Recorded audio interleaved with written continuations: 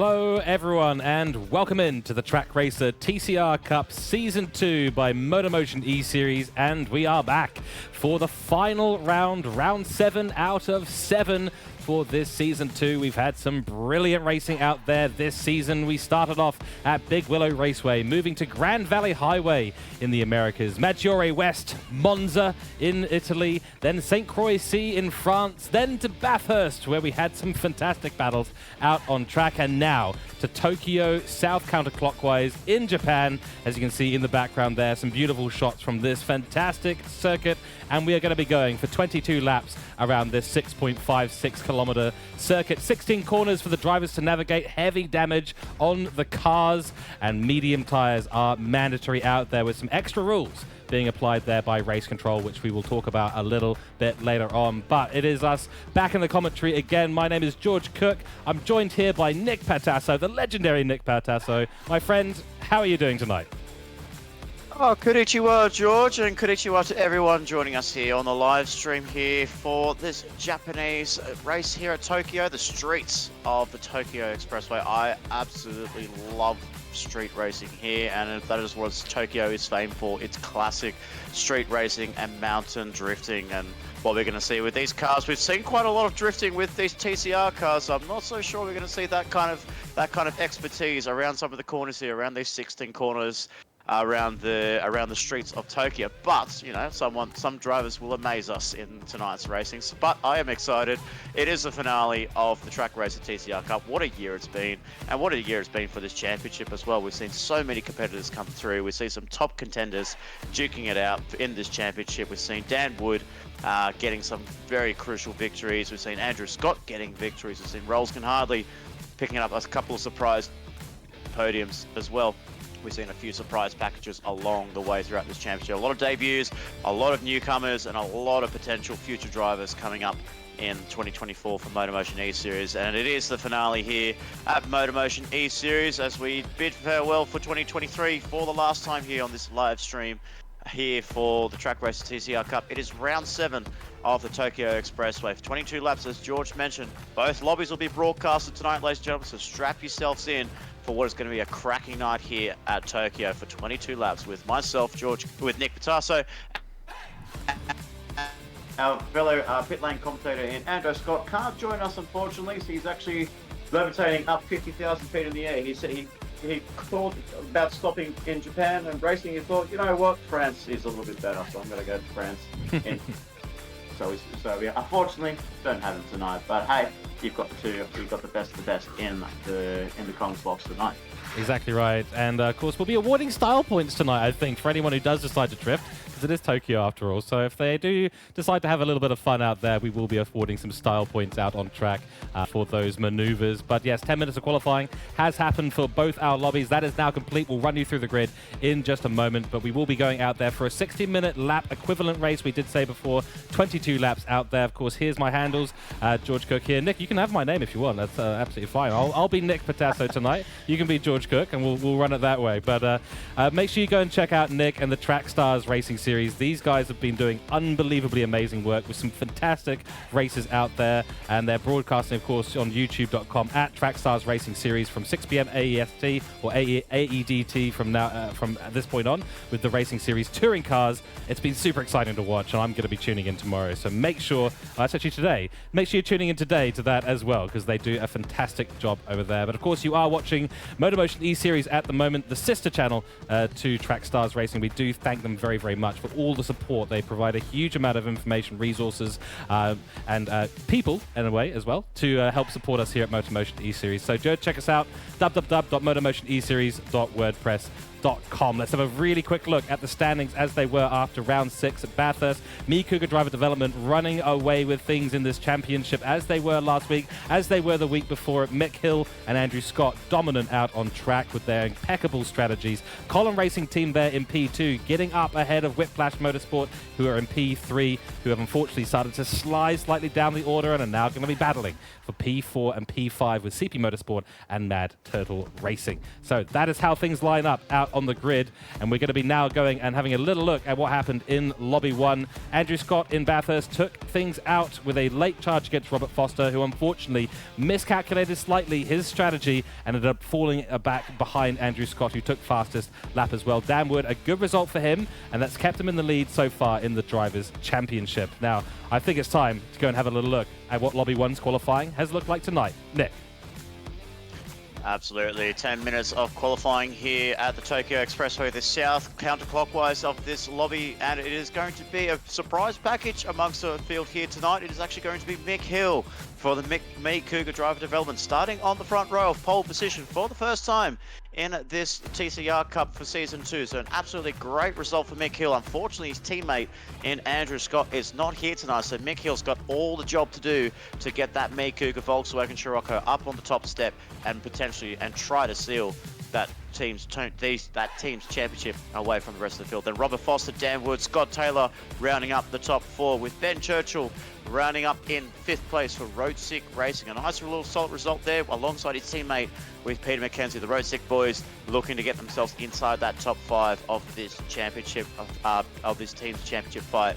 Then we have Glenn Mead, the handyman, the strategy man, the wise man of Mad Turtle Racing, starting in 7th place with Tony Griffin, the first of the Juiced Motorsport Swifts, in 8th position there. So nice little result there for Tony Griffin. Actually got runner-up in the TS3 Touring Cars Championship last time out in St. Croix Layout C. Mark Pacheco rounds up in 9th place for Colin Racing Team alongside his teammate Jeremy Crow. These guys are sitting P2. They know that Andrew Scott is not here tonight, so it's all up to them to try and climb up through the field and get themselves the maximum points, and they have to hope that Mick Hill doesn't have the best race around this track here tonight.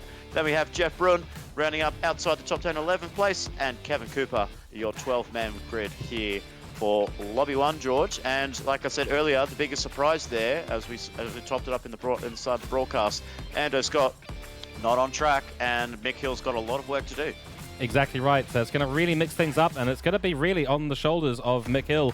The Cooke driver development's results, they are doing well in the team's championship, but this could mean some very significant changes in the drivers' standings in Lobby 1 and across all the lobbies. Of course, both lobbies are all categorized in the same driver standings, so we will see if Dan Wood can make a late push. Let's go out on track and have a little watch of the action that is about to befall these drivers. I'm very much looking forward to this one, Nick. Let's see what happens today for Lobby 1 out there on the track. Tokyo, south counterclockwise. It's at midnight as well. We forgot to mention that. Midnight start. Great launch off the line there for Dan Wood and the Suzuki Swift. He's going to be moving up onto the inside. Of course, turn 1 is a left-hander, so that is the inside. 3 wide they go. Mick Hill has had a shocker of a start, unfortunately for him. This could come down to tyre differences out there for him. Robert Foster leads us through turn 1. We go. Dan Wood hot on his heels, and there's GLR Scotty. He's always putting in some great performances, and side by side they'll go through the tunnel for the first time, all jostling for position. Who's going to come out on top? They're heading into one of the hardest braking zones here. That is absolutely possible because we're going into the shipyard. Very, very famous and tricky 3-part corner that ends up with a barrier on the right-hand side, and very tricky jostling position. Mick Hill there does get the move back on Dan Wood. Dan Wood falls back into P3 in this race. Stunning stuff, and GLR Scotty now fighting to hold on to P4. Yeah, a great start there by Dan Wood from going from 3rd to 2nd. Nearly took the lead at the end of turn 1 there, but he just outbroke himself going into turn 2. Tried to go for the move on Robert Foster, but just went a little bit too deep on the brakes on the Suzuki, even though it is very strong on the brakes. That Suzuki, that little Suzuki Swift, unfortunately wasn't strong enough for him to get the move done on Robert Foster. He drops well down to P3, as we're going to see 3 cars going wide through the tunnel section. That is absolute amazing scenes. Involved with that is Mark Pacheco. Right on the rear bumper is Tony Griffin there. You can see he's sniffing the rear of that Peugeot RCZ thing, and I want to make a move on you very soon, but look at that Peugeot pull its legs, stretch its legs, while that Suzuki is just hung to dry as coming into the famous Tokyo hairpin before the completion of the first lap here. And no moves are made so far. We're still Robert Foster and Mick Hill looking like they're going for a strong battle here. They're going side by side.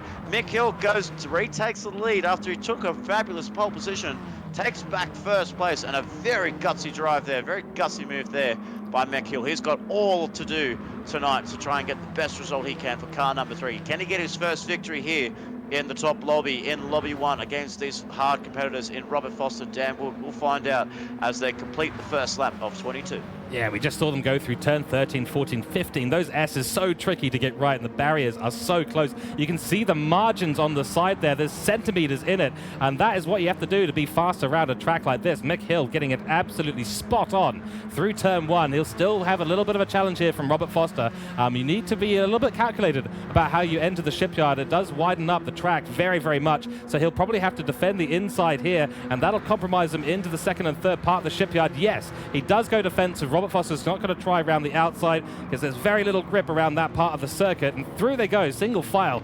amazingly. And look at the images we are seeing on scene right now. All these cars, different manufacturers involved, 5 different manufacturers and cars split between the teams evenly, and this top 5 is starting to run away with things. Top 6, I should say.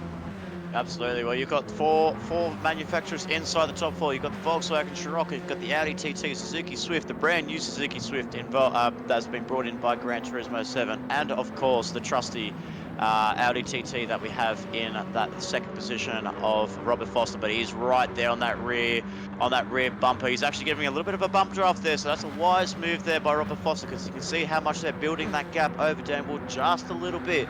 They know the Suzuki's not straight, but then we have Scott Taylor right behind there. He's going to try and think of a move on Dan Wood pretty soon. But then you've got Glenn Mead, who is the wise man here for Mad Turtle Racing. He's gone for his cheeky move there on GLR Scotty, and Scott Taylor can't pull it off, unfortunately, so he'll have to sit back into P5. And then the next of the Suzuki Swifts is Peter McKenzie in 6th place. Well, a fair way back, over a second behind Glenn Mead in 5th place. But this top 5, like you said, they are really stretching their legs out, so definitely there could be some sort of tyre strategy involvement with these cars on lap 2 of 22. There could be some runners on the soft tyres potentially, and really just trying to stretch their gaps. While you look at the back there, they're just probably going for the long run, running on the mediums or the hard tyres. But a little bit of a corrupt there on the wall there was Glenn Mead, so that's the first victim that we've seen that's kissed the barriers here on Tokyo. And what we say about street racing, George, is that there's no room for error here. There's no margins left around on street racing. You have to take every single corner absolutely to perfection and just make the track your own, because every time you get a corner right, it just feels so satisfying. Oh, it really, really does. I mean, yeah, Barry R is but centimeters away at this point. He is literally up there just staring in the face of these drivers as we head into the shipyard again. That's a move on Dan Wood by GLR Scotty. Nice move there from him in his Audi TT, and this is going to potentially open up Robert Foster to try and come through as well. Looks like Robert Foster's actually lost a position there. Mistake. Yeah. Oh, he's run very wide, hasn't he, through shipyard? He did. So it looked like he either went a little bit too deep or tried to make a move on Mick Hill there, but Scott Taylor takes 2 positions in a couple of corners there, so very nicely done there for the Gridline Racing. So been quite a quiet season for Gridline Racing, I must admit here, George. So obviously we saw Scott Taylor last year run as the privateer for the Remus Motorsport entry, backing Audi TT, but now he's decided to bring his team into Gridline Racing. Been a quiet season, but this could potentially be the race that Scott Taylor can really go at it and really have a really fun time and really just try and maximize what he can. But look at the pack of Audi TTs right behind there. You got 3 Audi TTs, a Suzuki Swift and a Volkswagen Scirocco leading the way there. Scott Taylor still holds on to P2. These 5 drivers are absolutely incredible. Dan Wood holds it around the outside. He's going to take the inside for the next corner, and he does. So he takes back P2.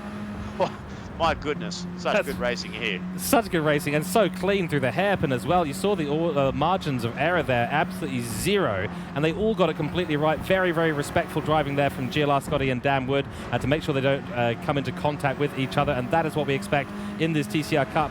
A little bit of a glance on the barrier there for Mick Hill as we do finish out lap 3 and come on to the 4th lap of this race. Some very, very tricky zones there, and we have to talk about that hard braking zone where we saw that very respectful racing between GLR Scotty and Dan Wood. That is where the pit entry is, so there is a different spot for the pit entry on this course than there is the start-finish line.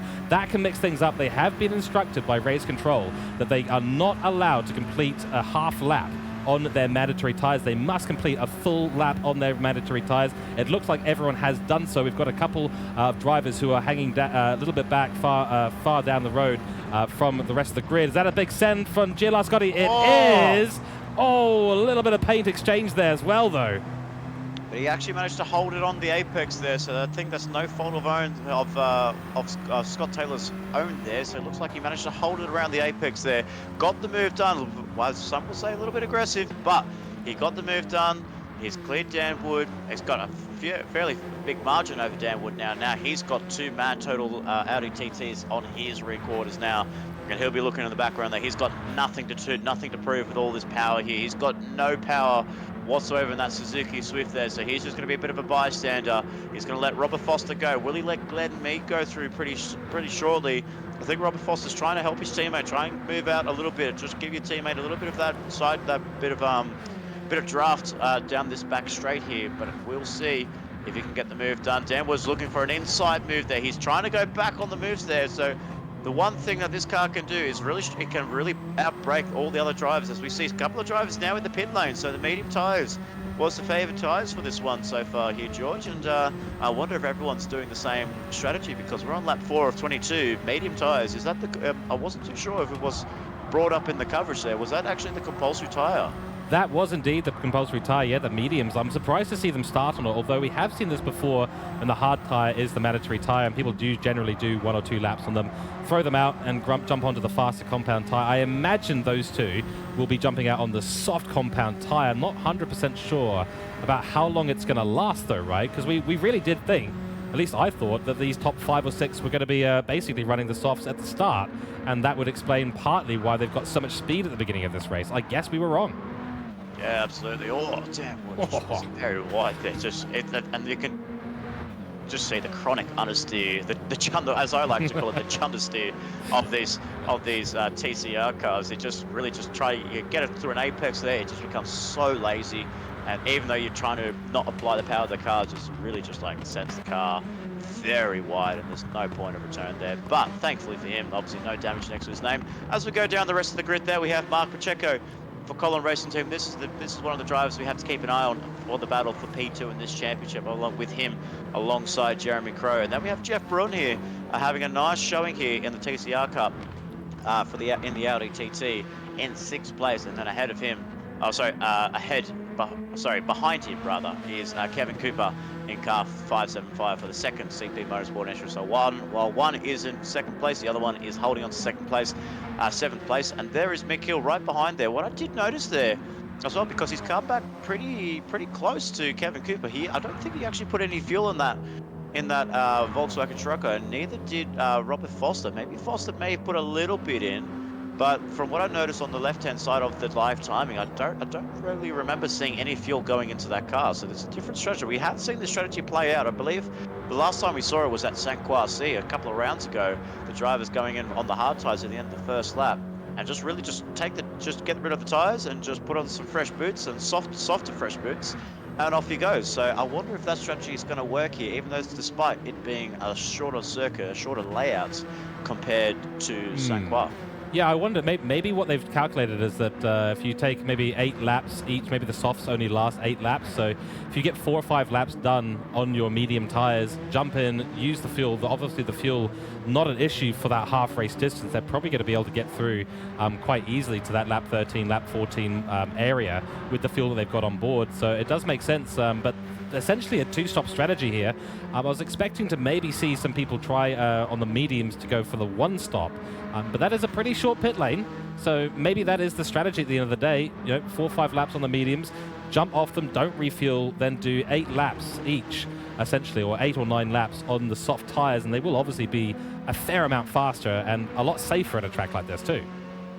Yeah, absolutely. And we just saw there, Peter McKenzie did come into the pit lane. He still holds on to P8. He's actually got clear air ahead of him. So he actually did come in for a set of soft tyres and a full tank of fuel there. So he's good to go for another few more laps extra ahead of the competitors ahead. And then we have Birdman here and Jeremy Crow. He's a little bit further down the order than from what I would expect. Down in 12th place and a fair way back. Obviously, he must have come into the pit lane at the end of lap 3 at the commencing of lap 4.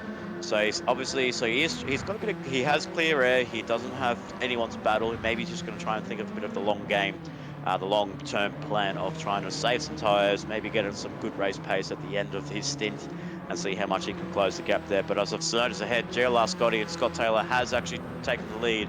Glenn Mead has actually gone up into P2 now, has made the move on Dan Wood on this lap actually, so the positions changed for P2.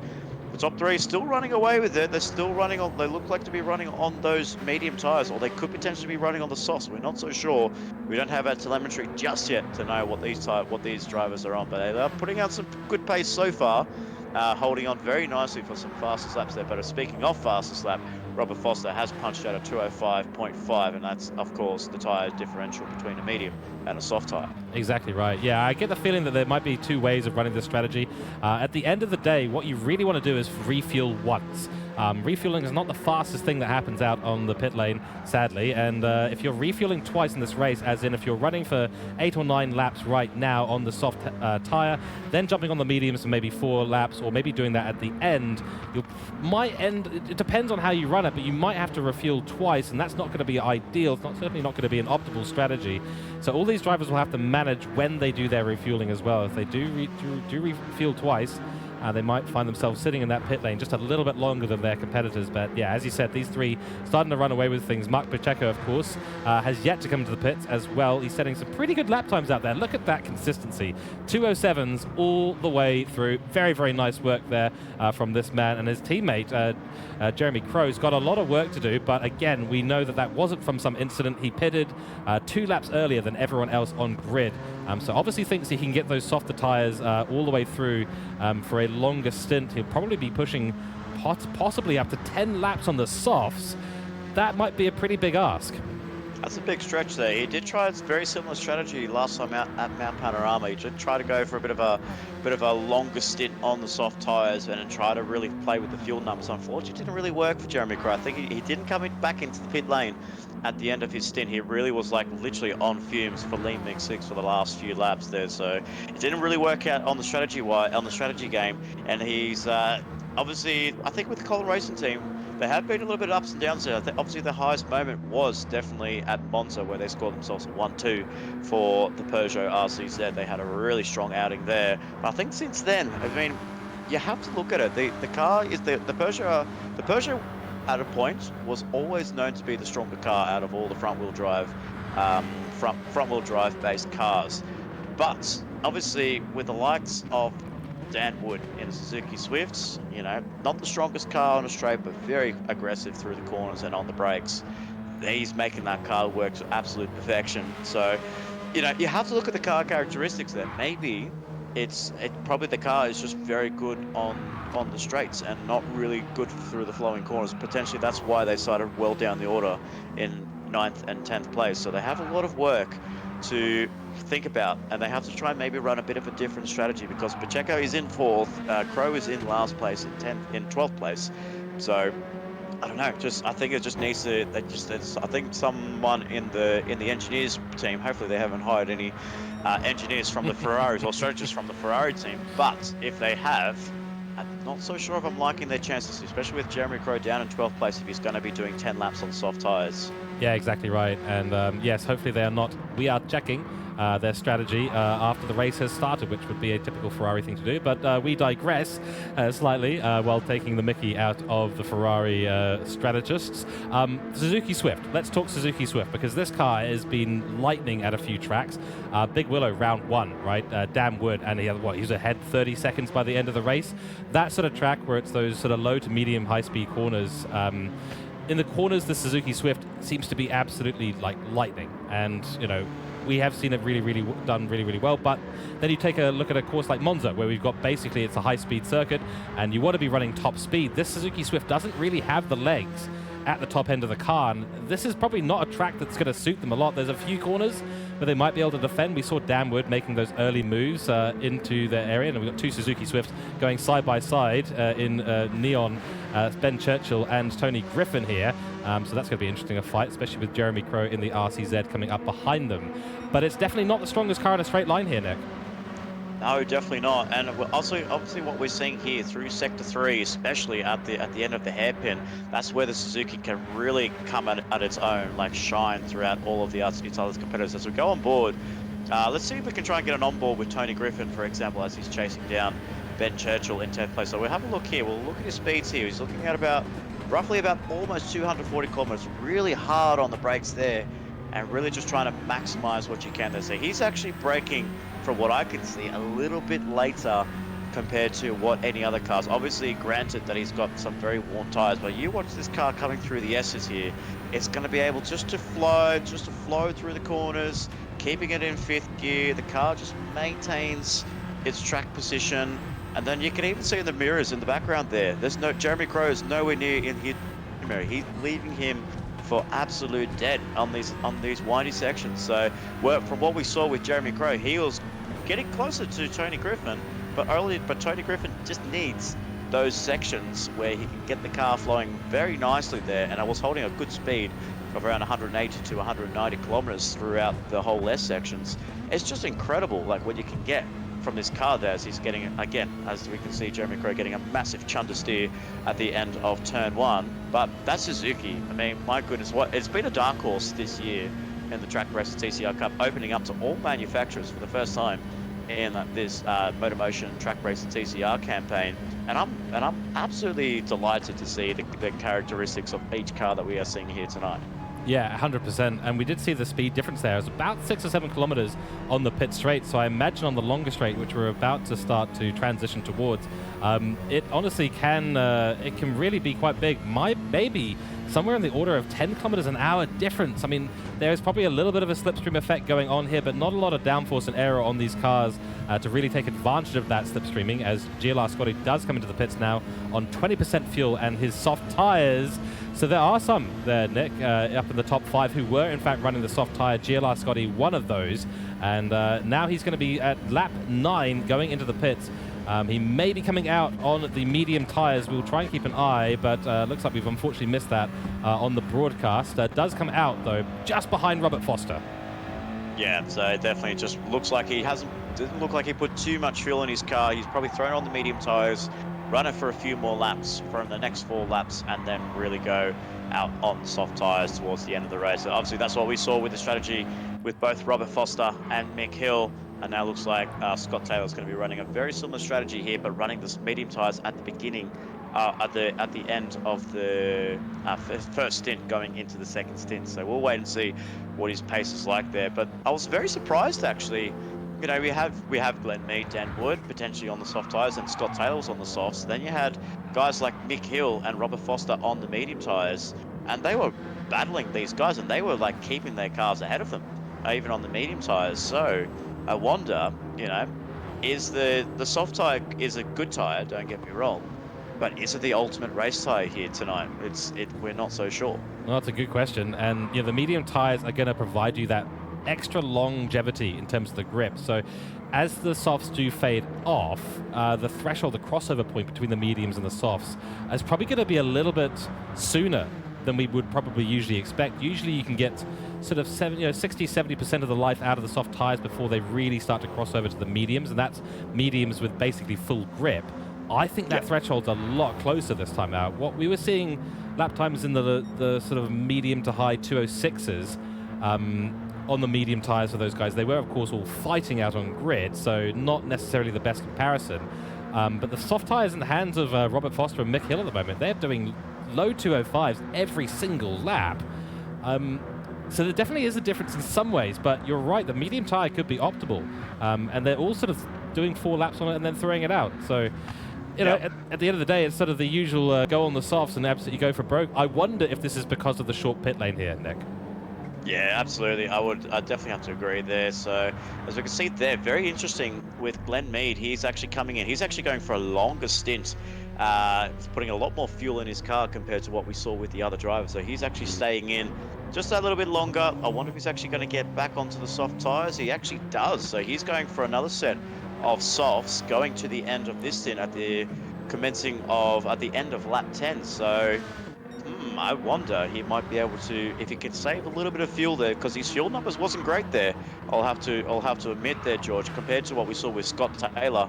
He came in with 20 litres of fuel on the previous lap, and Glenn Mead only came in with 3. So that's a 17% difference. But obviously, add a lap into it, it could be another, I don't know, probably another 8% difference, another 8% drop there. So, you know, 12% versus 3% of fuel. That's a pretty good fuel saving there that's been done by Scott Taylor too, who's actually really closed up on Robert Foster on this lap. Yeah, exactly right. I mean, we've seen with Robert Foster that sometimes his fuel can be a little bit of the issue. We did see that last week at Bathurst, where his fuel really did hurt him at the end of the race, where he didn't really have the tyres either, and the strategy sort of ran away from him a little bit. That allowed Andrew Scott to come on through. So maybe we're seeing a little bit of a similar effect here, but Robert Foster obviously driving the absolute wheels off the car at the moment. I'm surprised at the gap that's closed up here. Jeremy Crow, look at where he is now in relation to Glenn Mead. They are very close out on track. So Jeremy Crow, the early pit stop that he has done and the clean air that he has found and the good lap times he's put in, super consistent in the 207s. I'm not convinced that he's now on the soft tyres though. Is he trying a one-stop on the mediums? Surely not. So I wonder, because if he's I don't know, like it's very confusing because he was so far down the order. He did drop. If he pitted on the end of lap 2, did he pick up damage? I wonder if he actually picked up damage where we couldn't find, where our cameras couldn't find any evidence of him getting damaged. So we're not so sure. So it could be something a little bit interesting. It could be something that we need to look back post stream and have a look to see what happened on this stream. But now we have finally the last two leaders coming into the pit lane, getting rid of their medium tyres. So Dan Wood on the mediums, Marco Pacheco also on the medium tyres, and now the lead has been restored by Mick Hill for Me Cougar Drive Development in first position, with Robert Foster and Scott Taylor rounding up your top 3. And then coming up through the back of the grid there is Peter McKenzie in P4, working his way up through. We always like to say that Glenn Mead is always a bit of an assassin, a silent assassin when it comes to strategy. But Peter McKenzie, who was down in 6th place in that early stint, went for an undercut, and he is up inside 4th place. He's doing a really good job there. Dan Wood drops into 9th place, but Peter McKenzie and his teammate in Ben Churchill are kind of like throwing themselves under the radar here at the moment in P4 and 5. Certainly are. I do wonder if this is going to be the mix-up between the 2-stoppers and the 1-stoppers in this race, and we might be seeing a little bit of an unstitching of this order later on. But I mean, Dan Wood, look, is it just me? Did he run 11 laps on the medium tyres there? He did. He ran 11 laps on the mediums. Okay, so do we think maybe he has the longevity on those tyres on the softs to run 10 laps, which will actually be 11 laps for him out there? That could be a tall order. He is down there in 9th. He took a full tank of fuel as well, and I get the feeling he's trying to do a one-stop as well. So yeah, an interesting mix of strategies out there today. Yeah, absolutely. And if we have the permission from the MotorMotion E Series admin, we might be able to try and get some telemetry to see what our drivers are running on here, and we are going to get them up right now as we have a look through the field, as we have our leader starting on lap 12 of 22. It is Mick Hill for the Me Cougar Driver Development Volkswagen Scirocco. He is definitely on the soft tyres. He is running low on the fuel number, so he obviously has to come in at the end of the next couple of laps there, put in some fuel, put on a fresh set of soft tyres, and really go full send on this last stint. And then we have Robert Foster, who's been really chewing through his tyres, but you could definitely be rewarded through his lap pace here, George, all in the 205s bar the last lap, which is a 206 flat. So no matter what lap time you give Robert Foster, no matter what tyres you give him, he'll still make that car work 110%, and he'll make that car go as fast as possible, and he's doing some incredible lap pace there. Scott Taylor running on the medium tyres again. So, actually, he was on the soft tyres at the start. He's now running on the mediums, setting himself into the 2-minute 6.6. So with Robert Foster with a 206 flat and Scott Taylor 206.6, they are kind of riding even pace at the moment. Then we have Peter McKenzie in 6th place, setting himself very nicely with a PB of a 2-minute 6.1 on the soft tyres. So he's looking pretty good there. He's actually doing a lot better on the tyres there. We'll have to put in some fuel there, but some good tyre management there by Peter McKenzie. Maybe he might even go for a really strong undercut here. Maybe pit a few laps earlier, because if his tyre saving is that good, he could run a longer strategy towards the end of the race. Then down in P5, we have Ben Churchill, his teammates in 5th place here, running some also very similar strategies there as his teammate in Peter McKenzie, setting his personal best with a 2-minute 6.1 and some really good tyres on that Suzuki Swift.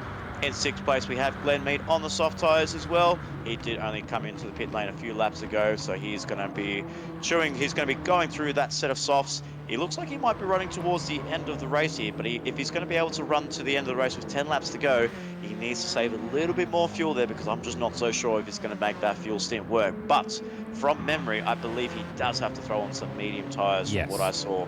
So he does need to put on some medium tyres at the end of the stint. Then, of course, we had Dan Wood coming out, as we saw on the live coverage there, coming out of the pit lane on the soft tyres. It is true there. He's got a full tank of fuel. And as I just called it up ahead there, we have Mick Hill now coming into the pit lane, as well as Robert Foster, 1st and 2nd place. As we look down the order, we have Mark Pacheco for Colin Racing Team, and they're only just come out of the pit lane, just along the likes, as well as the likes of Dan Wood in 8th place. And then we have Kevin Cooper in 9th on the soft tyres, putting himself some nice running there with 2-minute 6.1 of his lap time as well. So a good pace there for Kevin Cooper. And then we have Jeremy Crowe in 10th, well down the order there, just come out of the pit lane to put on some fresh softs to go full send to the end. Then Tony Griffin, very quiet race here for Tony Griffin in 11th place, also come higher on tyres. And then Jeff Bruin, the last of the runners on the soft tyres on Cup, also out for a second stint on soft tyres. So that is our 12-man grid. We have now a new race leader in Peter McKenzie in 1st place, with Ben Churchill 2nd and Glenn Mead inside the top 3. Very interesting on the strategy side of things there. So thank you very much for running us down the grid there, Nick. Much appreciated. Okay, so we have some that look like they're trying to get to the end. Whether they're able to do it or not will be the question. Those like Dan Wood, very interesting strategy. Ran long on the mediums, but was putting in some really, really good lap times.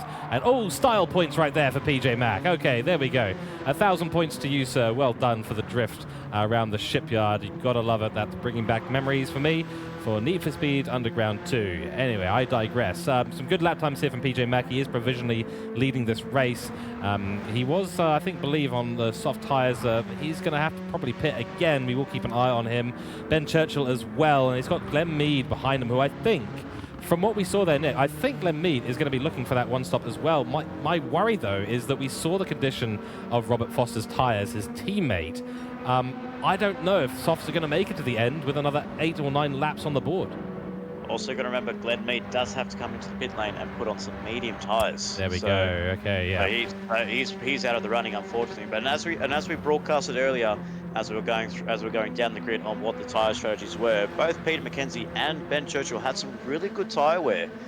They had a very low fuel number, and they had some really good tyres. And as I predicted, if they're going to use this to their full advantage here, they're really going to be able to push that Suzuki Swift to its full maximum and really get them capitalize on their tyre strategies, on their tyre game, and really just try and take full advantage of it. As we have Mick Hill, who's actually jumped Dan Wood here. So this is something we missed when he came out of the pit lane. We did see him come in the pit lane on the previous lap here, but he did jump Dan Wood. And this is not going to plan for Dan Wood, because Dan Wood needed to be ahead of Mick Hill if he wanted to make his race work for him, because he looks like Dan Wood is going to be running the one-stop strategy, and you don't want to be sitting behind that Volkswagen Scirocco, which unfortunately for him, he's been sitting behind, not in the hands of Andrew Scott, but in the hands of Mick Hill this time round. Here at Tokyo, he must be so frustrated looking at the back there of the Volkswagen Scirocco, thinking, why am I not in the lead of the race here? So something happened, maybe potentially with the tyre men putting on these tyres, or maybe just had an incident on one of his laps there. But you can see on his lap times there, he's not setting blistering pace on those soft tyres. The last lap was a 2-minute 6.1, as we look down there with Mick Hill with a 2-minute 5.9. So very interesting. I wonder if Dan Wood might be just nursing those tyres a little bit before he can go for a full attack later on in this stint. Yeah, it could be the case, actually. Of course, Mick Hill has been one of the fastest out there on track. Robert Foster still pipped him for the fastest lap, and Robert Foster is now sitting in 4th place, so just behind this battle that is going on right now. Dan Wood, I'm sure, as you said, will be pretty sick at looking at that rear bumper of the Scirocco ahead with the logo, on the slogan on there saying, "I want to go fast," and Dan Wood thinking to himself, "I want to go fast, get out of my way." So I'm sure that he is bemoaning his situation right now, but I'm fascinated to see how Dan Wood's race is going to pan out. If he can hold onto the back of Mick Hill throughout this next few laps, he might be in a good position to really build a good gap if Mick Hill, if and when Mick Hill comes into the pits again, which I'm sure he will be doing. But at this moment, the pace that he's got out there, Mick Hill, is really showing that he's got the stuff to potentially put this car up into P1 of the race. We did, of course, mention Glenn Mead, who's currently in P1, will be entering the pit lane probably in the next 4 or 5 laps or so. So Robert Foster, let's talk Robert Foster here, because he is going to be on the back of these two in a little bit, but still has no. He was one of the medium runners at the beginning, I believe. Yeah, correct. So he has to. He will pit again, most likely, because he'll go onto another pair of soft tyres, and we did see the condition of those tyres just beforehand. So he might be in it to hold on to this P3 position here. Yeah, but you have to look. He did pit a couple of laps ago. You can see there with 2:44.9. Oh, so he did. So he did come into his spin. He has completed his last stop there with his fastest. With that, his first flying lap was a 2:05.5, so faster than the top 3. Well, essentially, yeah, essentially the top 3 up in there. So the fastest Audi TT driver comes through with a 2:05.4. So he's got the pace, he's got the consistency, but is a big gap between himself and Dan Wood for P2. So he's going to be looking to battle it out with P2. I'm not so sure. It might be a little bit too late to get close to Mick Hill, because I think Mick Hill might be stretching his legs a little bit more than Dan Wood there, as we can see there in the exterior shot there. We can see Mick Hill really stretching his legs in that Volkswagen Scirocco there. And I will have to say here, George, I think besides last year, or besides the season 1 of the Trak Racer TCR Cup, where Mick Hill was the Division 2 champion, I will have to say that this, besides him winning the championship in season 1, this has to be his most impressive drive that I've actually ever seen. Being in the top lobby, being with the elites, the best of the best. But you know, potential like all lobby 1, all Division 1 drivers in the hands of Dan Wood, Robert Foster, Scott Taylor, Peter McKenzie, just to name a few. Even Andrew Scott, you throw in there. Yeah. And Mick Hill is just punching above his weight here, and he's extended that gap over Dan Wood there. He's got a 2:05.5 on that last lap. Dan Wood was 2:06.4. This is super impressive here by Mick Hill. I'm very humbled to see that his pace is absolutely excelled throughout this season 2 of the Trak Racer TCR Cup. Agreed, and it's a hats off to the team that they're running in, as well as himself, of course, because Mick Hill has been out there practicing, getting the strategy in his mind, getting the tracks in his mind, figuring out how the Scirocco works on the ins and outs of it, and he's done that incredibly well. We did say that a couple of weeks ago, that the student has become the master, even Andrew Scott admitting that Mick Hill has been putting on some unbelievably incredible performances, and to be here fighting and pulling out a gap to Dan Wood, who dominated this season and still continues to dominate this season, just goes to show how far Mick Hill has come. And as you said, in the Div 2 championship in TCR Cup Season 1, you know, Mick Hill was showing that he had a lot of potential. And this man has converted that potential into skill and is really showing and strutting his stuff at the moment. So I completely second your opinion there. Dan Wood, of course, as well, came into this season 2 as a very, very fast contender, showed us that he's got incredible talent as well. Has fallen off a little bit towards the end of the season, did miss a race or 2 there, but he's been consistent. And you've got to take your hats off to CP Motorsports, who've come in for the Season 2 championship here as a new contending team. They are putting on a ripper of a show for us all today, and across the season, of course, as well. Yeah, absolutely. So Dan Wood is a very respectable driver amongst all Australian sim racing in all forms of league racing that he competes in. Track Stars, MotorMotion E-Series, throughout the Sector 1, Race on Oz. Anywhere you see Dan Wood, you know you're going to be in trouble, because he is a very fast man, and he's a very fun man to talk through into the party chats as well. Always throws the banter out, shares the love with everyone, yeah, and gets everyone, and shows and just gives us a little bit of give us a bit of a giggle before we start our qualifiers and races. So it's always good to have Dan Wood in the races there. Sitting in P3 at the moment. Obviously, Glenn Mead does have to come to the pit lane. Potentially could take out P2, but Robert Foster is not far behind there. You can just see Dan Wood in the background there.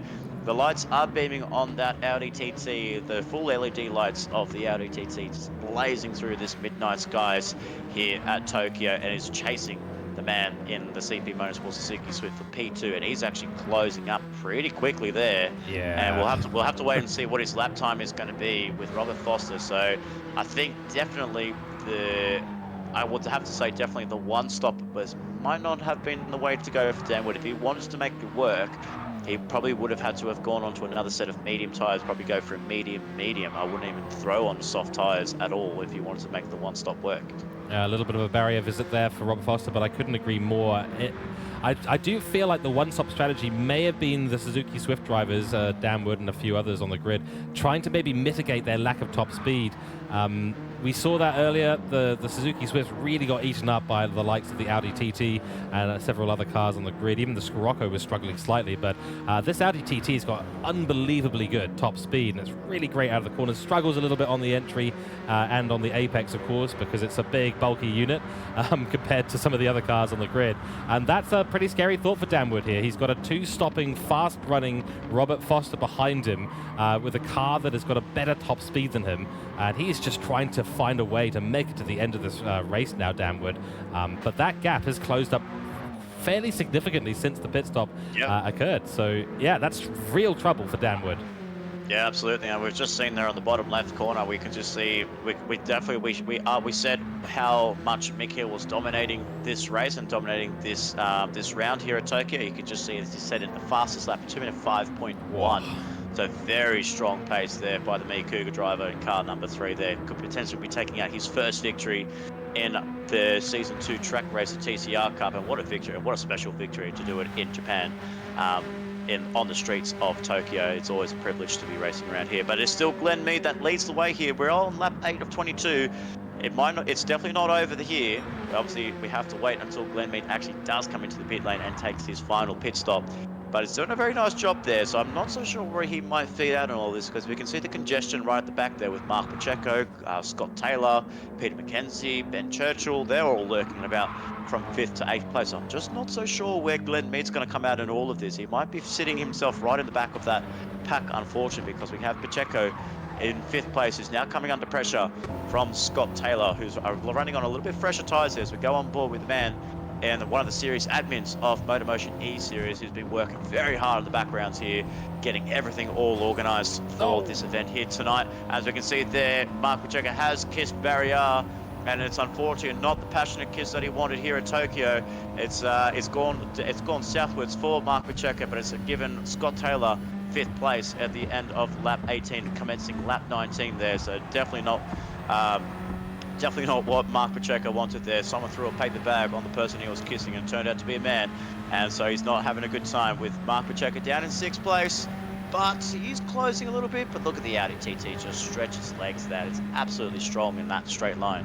Exactly, and actually we did hear a lift there from Mark Pacheco, so he's got no interest in trying to take that position back from Gio Lascotti. He's probably just accepted that he's in a position, not in a battle with Gio Lascotti at this stage. So very interesting, because he did have the overspeed there and the slipstream, which would have been a great position to overtake down into the shipyard, but decides not to take that opportunity and is quite happy to run back here. This is still an improvement on his qualifying position, do remember.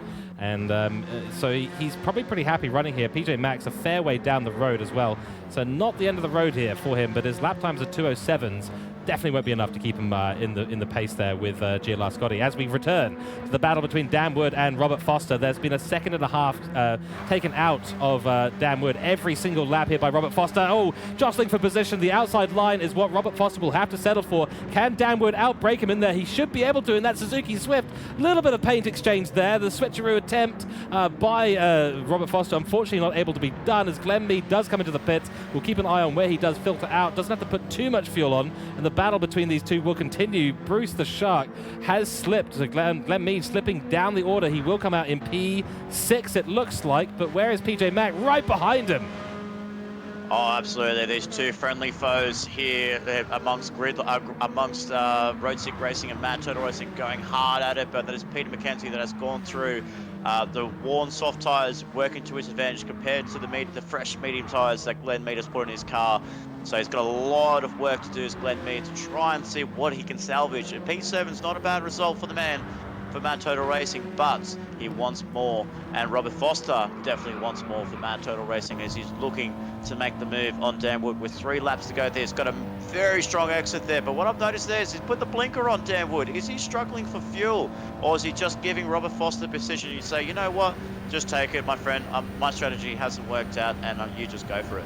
Yeah, I mean, as we said, there's about a 1.5 second difference in the lap times. That's how Robert Foster was catching up so quickly. And yeah, it does look like that 2-stop strategy has worked out much, much better than the 1-stop. Look at the difference, though, in the drivability through the corners of the Suzuki Swift, which we're on board with right now, almost makes up for the fact that he's on an alternate strategy, older tires and less fuel, which is quite incredible, to be completely honest with you. Of course, that little bit of a touch on the wall there for Robert Foster. It's not going to do him any favors, and it'll give a little bit more overspeed to this man here, Dan Wood. But it looks like Dan Wood's quite happy just to help this battle out and just push along the Audi in front of him. That's an interesting strategy, but again, he probably knows the second he pulls out into that wall of air, he's going to be slower. Yeah, absolutely. I don't blame Dan Wood for doing that strategy there. I don't think he's going to go for a move, but we know the Audi TT, the Suzuki Swift is very strong with the brakes, as demonstrated there. Around the outside, you can see the brakes glowing on that Audi TT there. Dan Wood trying to go for the really wide line. Is almost going to try and go for an outside move. Oh, so close to the barrier there. Robert Foster showing no mercy whatsoever for Dan Wood there. Says, you may have helped me out there with a bit of tow, with a bit of bump drafting there, but I'm not going to give you any rewards on lap 20 of 22. And Robert Foster holds on to P2. Dan Wood absolutely be fuming under the collar there. He might not be happy under there. He did have an overlap there, George, from what I saw on board that car 27 CP Motorsport Suzuki Swift there, but the gap closed, and unfortunately for Dan Wood, he had no room to go almost into the barrier. Yeah, that's right. That was so close. I mean, there was definitely no side-by-side by them at the time. So that gap that Dan Wood did see was inevitably going to be closed. But as you said, a very cold shoulder presented to Dan Wood there by Robert Foster. And nearly again, you can see how good the Suzuki Swift is in and out of the corners. And that's giving the advantage to Dan Wood. They'll go side-by-side. But I think we all know how this battle ends. Robert Foster pulls ahead again. That wall of air doing the Suzuki Swift no favors at all. It just does not have the legs as we head down into Shipyard. Big braking zone there, squiggly on the brakes is the Suzuki Swift of Dan Wood. Tries around the outside, but there's a lot more track to cover at that stage, and the inside line for Robert Foster will be the one that has the advantage through there, and we go again with these two onto another high-speed section, and Dan Wood is just going to have to settle in behind, use that slipstream, get pulled along by the Audi TT in front, and try and hope he can make a move into the final corners of this race. Yeah, but he can't lose that slipstream from the Mad Turtle Audi TT though. So you can see that he's really tucked right back in again. So he is closing a little bit, but this is to his strategy. He needs to stay right underneath our rear wing. You can forget about the race victory. Mick Hill is well up the road there, but there's a chance to try and take back P2, and take back P2 is what he wants. Not just yet, but he's going to try and give it a go there. Does Robert Foster go into the defensive? Does Dan Wood throw it on the inside? Looks like Robert Foster's throwing it on the inside, on the outside line. Dan Wood thinks about it, goes for the move there, lifts off the brakes a little bit. A little bit more traction will come from the Audi TT, but it is Dan Wood. He's actually got the move done ahead of Robert Foster. Takes back P2, and this is some brilliant racing here on the last couple of laps here for the finale of the Trak Racer TCR Cup here at Tokyo Expressway. It is a battle for P2. Mick Hill is running away with this for the victory as he starts his final lap of 22, lap 22 of 22. Dan Wood is just holding on to position 2. Robert Foster is putting on a mighty performance here to try and put any pressure on Dan Wood, but Dan Wood kisses the barrier, and so does Robert Foster, so both have been compromised on this lap here. So Robert Foster a little bit far down the order here. He has one more lap to capitalize. Can he get the move done? Can he clear Dan Wood from any sort of slipstream down that back straight? We'll find out very soon, but it is 22 of 22. Dan Wood ahead of Robert Foster, but he did kiss the barrier there. Robert Foster has got a lot of straight line speed to his exposure here. Can he get anything done here? Dan Wood thinking about going defensive there, but Robert Foster with the pace advantage he's got there. Darts left, darts right, keeps it on the inside line. Dan Wood trying to hold it around the outside. He's not going to do it. He knows his strategy there. Goes for a switchback, blind on the brakes there. Oh, such close racing amongst these two drivers. That's clutch racing between these two.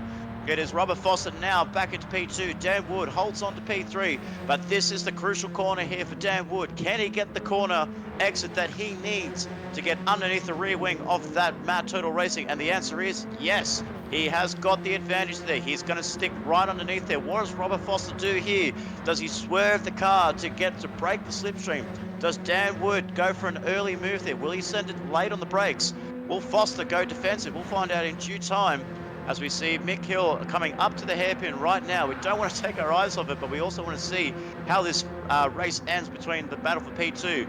Robert Foster goes defensive. Dan Wood throws it right, throws it back onto the left-hand side.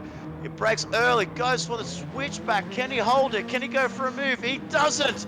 He can't get it done. So Dan Wood is going to have to unfortunately settle for P3 unless he gets something done through this S's, which is highly unlikely because you can't fit two cars throughout these S sections at a very fast pace. So through the final corner for the last time, it is going to be the Cooke driver development in not the hands of car 787, but it's going to be in the hands of car number 3 for Mick Hill, taking the checker flag and the victory here at Tokyo. Congratulations to Mick Hill as we cross back to the final corner. It is Robert Foster that has taken P2 ahead of Dan Wood, and a brilliant battle to conclude the Trak Racer TCR Cup. Robert Foster in position 2 and Dan Wood, your podium setter, for position 3. Oh, that was an astonishing fight. Close here between P4 all the way down to P7. Gilles Scotti takes P4. PJ Mack, Peter McKenzie takes P5. Mark Pacheco takes P6. Bruce the Shark, that's Glenn Mead, takes P7. His strategy not exactly working out the end there, but still a good result. Ben Churchill, P8. Jeremy Crow, unable to bring himself back up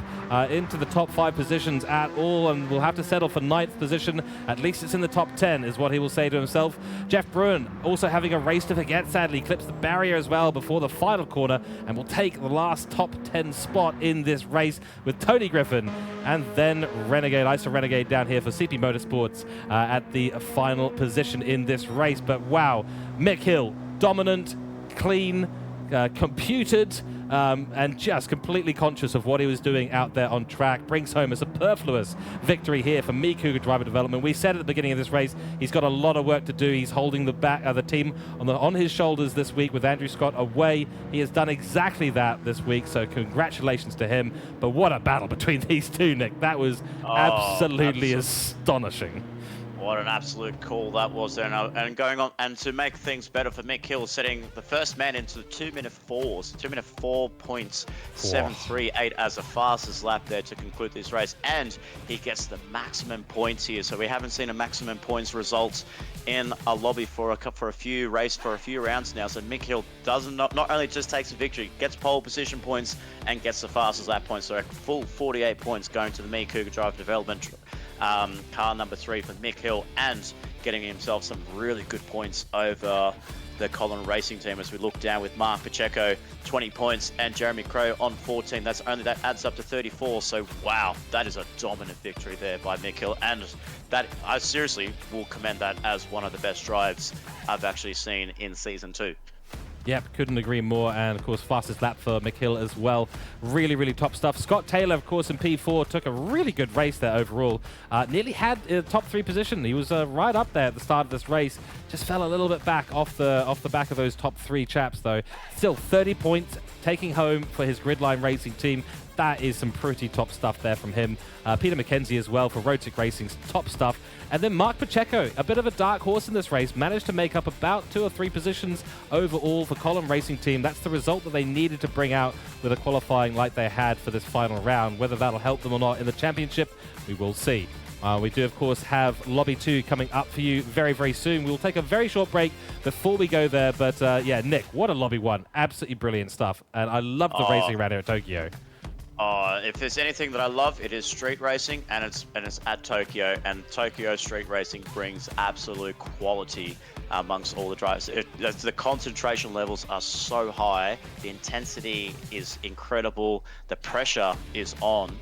but no pressure was done for Mick Hill at all. He just drove a very smooth race. Robert Foster and Dan Wood throwing everything at it as much as they could, throwing everything in the works here. Dive bombs left, right, front and center, darting to throw faint dives, going from right to left, left to right. It's absolutely incredible racing that we saw from those two drivers. Very class drivers there.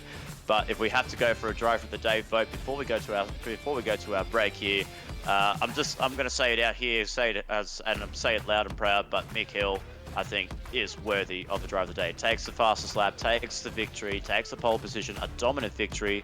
Is pretty much got the team on his shoulders with his more experienced and championship teammate, championship runner in Ando Scott away. And Mick Hill has put on an exceptional performance to do all the good deeds and help Cooke Driver Development to edge themselves closer to that team's championship. Exactly right. Of course, do let us know in chat if you're going to vote for your driver of the day as well. But I think with one vote there for Mick Hill, I'm going to have to be exactly the same and give him 2 votes because he has done a fantastic job at the end of the day. Yeah, everyone thought that I might have been switching my vote there. No, Mick Hill, that is stunning performance. And again, we talked about it in the stream. It shows how much he has developed. He's converted that potential into this pace that he's got there. A strategy executed to perfection by him. The team resting on his shoulders this week as well, and a fastest lap and a victory. Mate, that is absolutely brilliant stuff. Pole position 2. 2 votes out of 2 for us here in the commentary box for Mick Hill. Congratulations. You will take the driver of the day for round 7 here in the TCR Cup Season 2. So we will now go for a quick, short 3-minute break, and we will be back for Lobby 2, so do stay tuned. We will see you all very, very soon.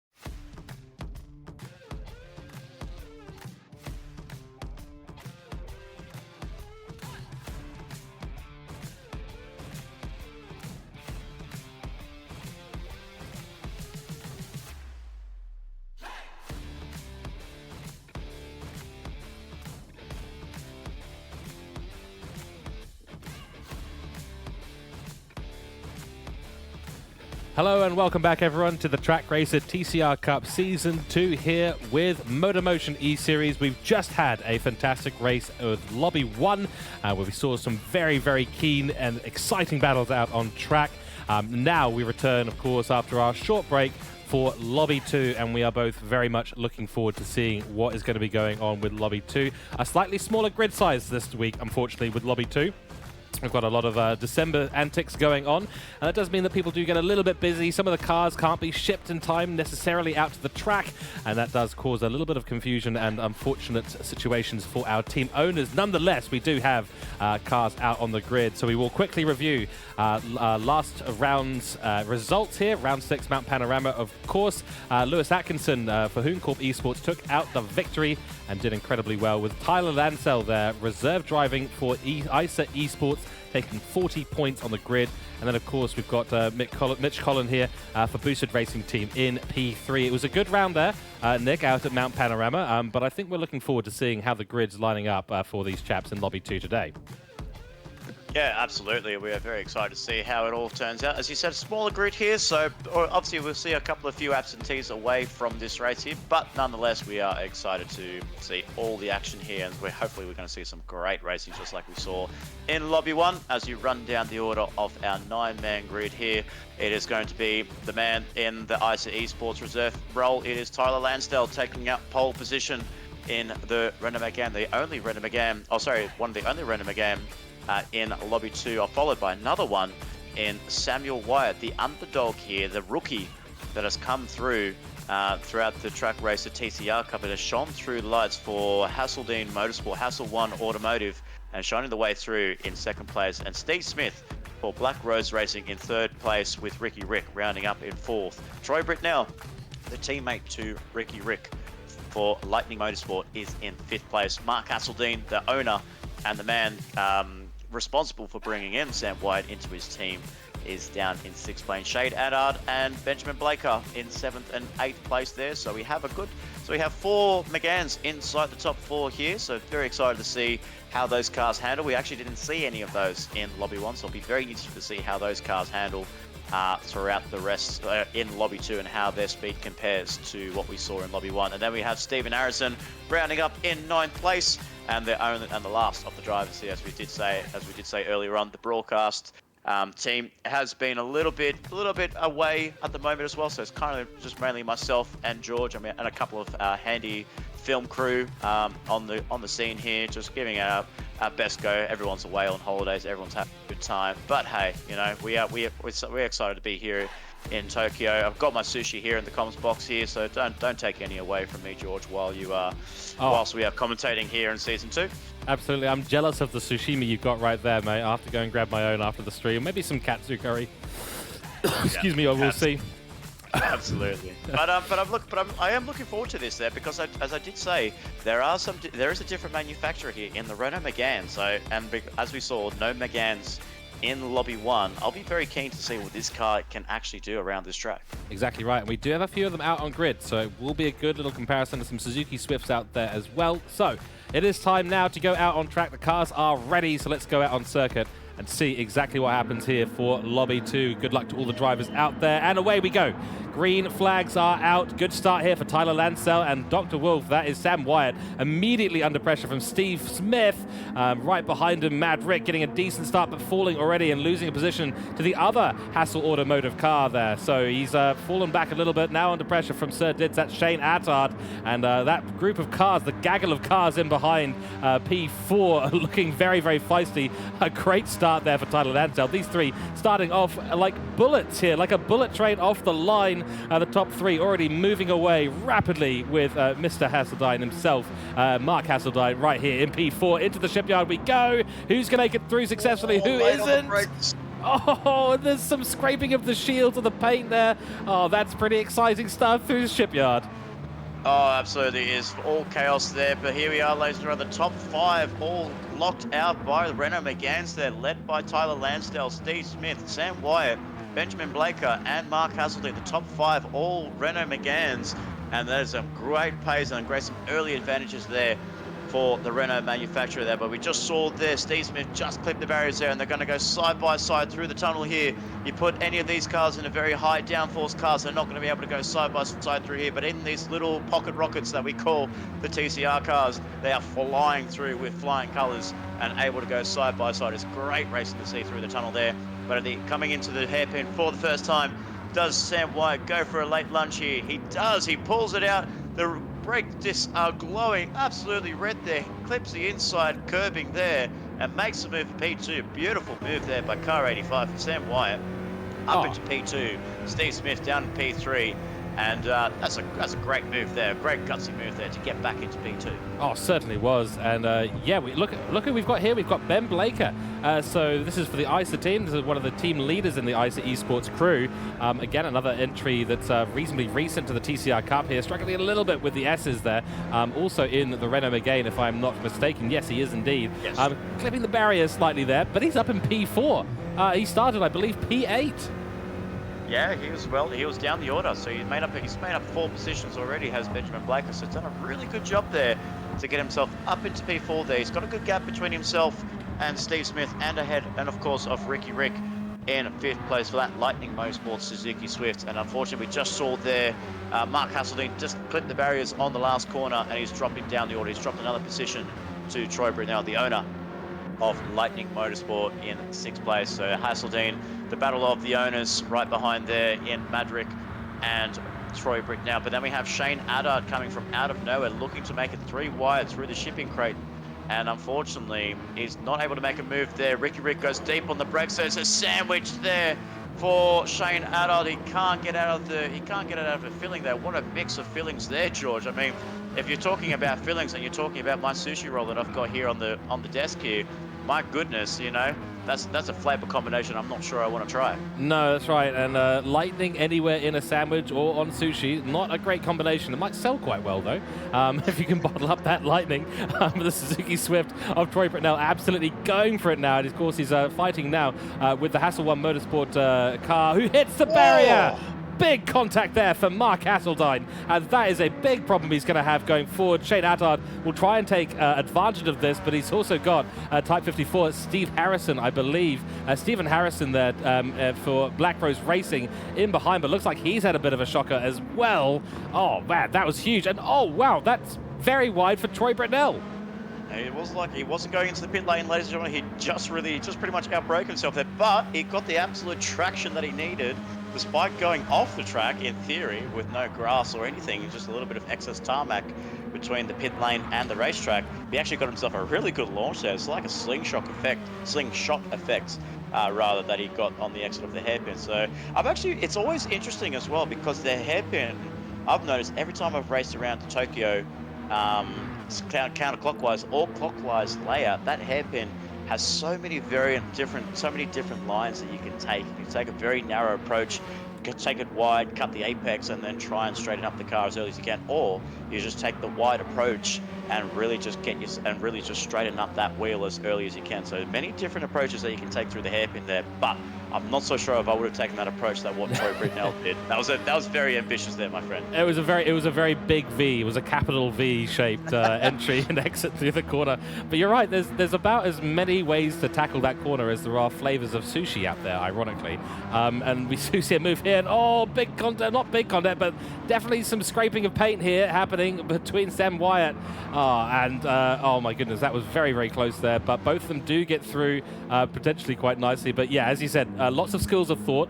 That one is not one that I think would be a standard. It's definitely not your old chicken teriyaki style through the hairpin. But yeah, Troy Britnell does make it work. I just heard a big bit of contact in the background as well.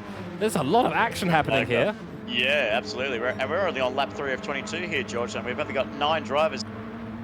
Thought it might be a little bit of a dull race, but there's nothing dull about it whatsoever. There's so many battles going on in the early stages of this race here. Lap 3 of 22, Benjamin Blaker does lose that position to Ricky Rick in 4th place, but the mad understeer that he's got through the exit of the tunnel there, that was no point of return there the understeer on that Renault Megane is like any other understeer that we've seen tonight with all the other manufacturers here. And it's obviously proving my point here that TCR cars are not the favorite cars for controller drivers. And I think Benjamin Blaker is on the controller as well, so he's not having a good time with that Renault Megane. But he's still holding on inside the top 5 at the moment, and it's a little nice result there. As we see, Troy Brunel send it through the S's there. Does he get the car through? He doesn't. Almost gets the move done there. That's right, and I do happen to know that Benjamin Blaker did design these liveries here for ISA Esports, and he is doing them no favors. Obviously feels like he's got a bit of liberty. I designed it, so I'm allowed to crash it into barriers all over the place and doing quite the job of it. Troy Brunel trying again. Wow, that was a close one. It looks like there was a bit of contact with the rear bumper. What I thought. Yeah, that's what I thought too. He tried to go around the right-hand side there, but I don't think Benjamin actually saw him. I think he just closed the door on Troy Bridnell there, and thankfully for Bridnell to slam the brakes.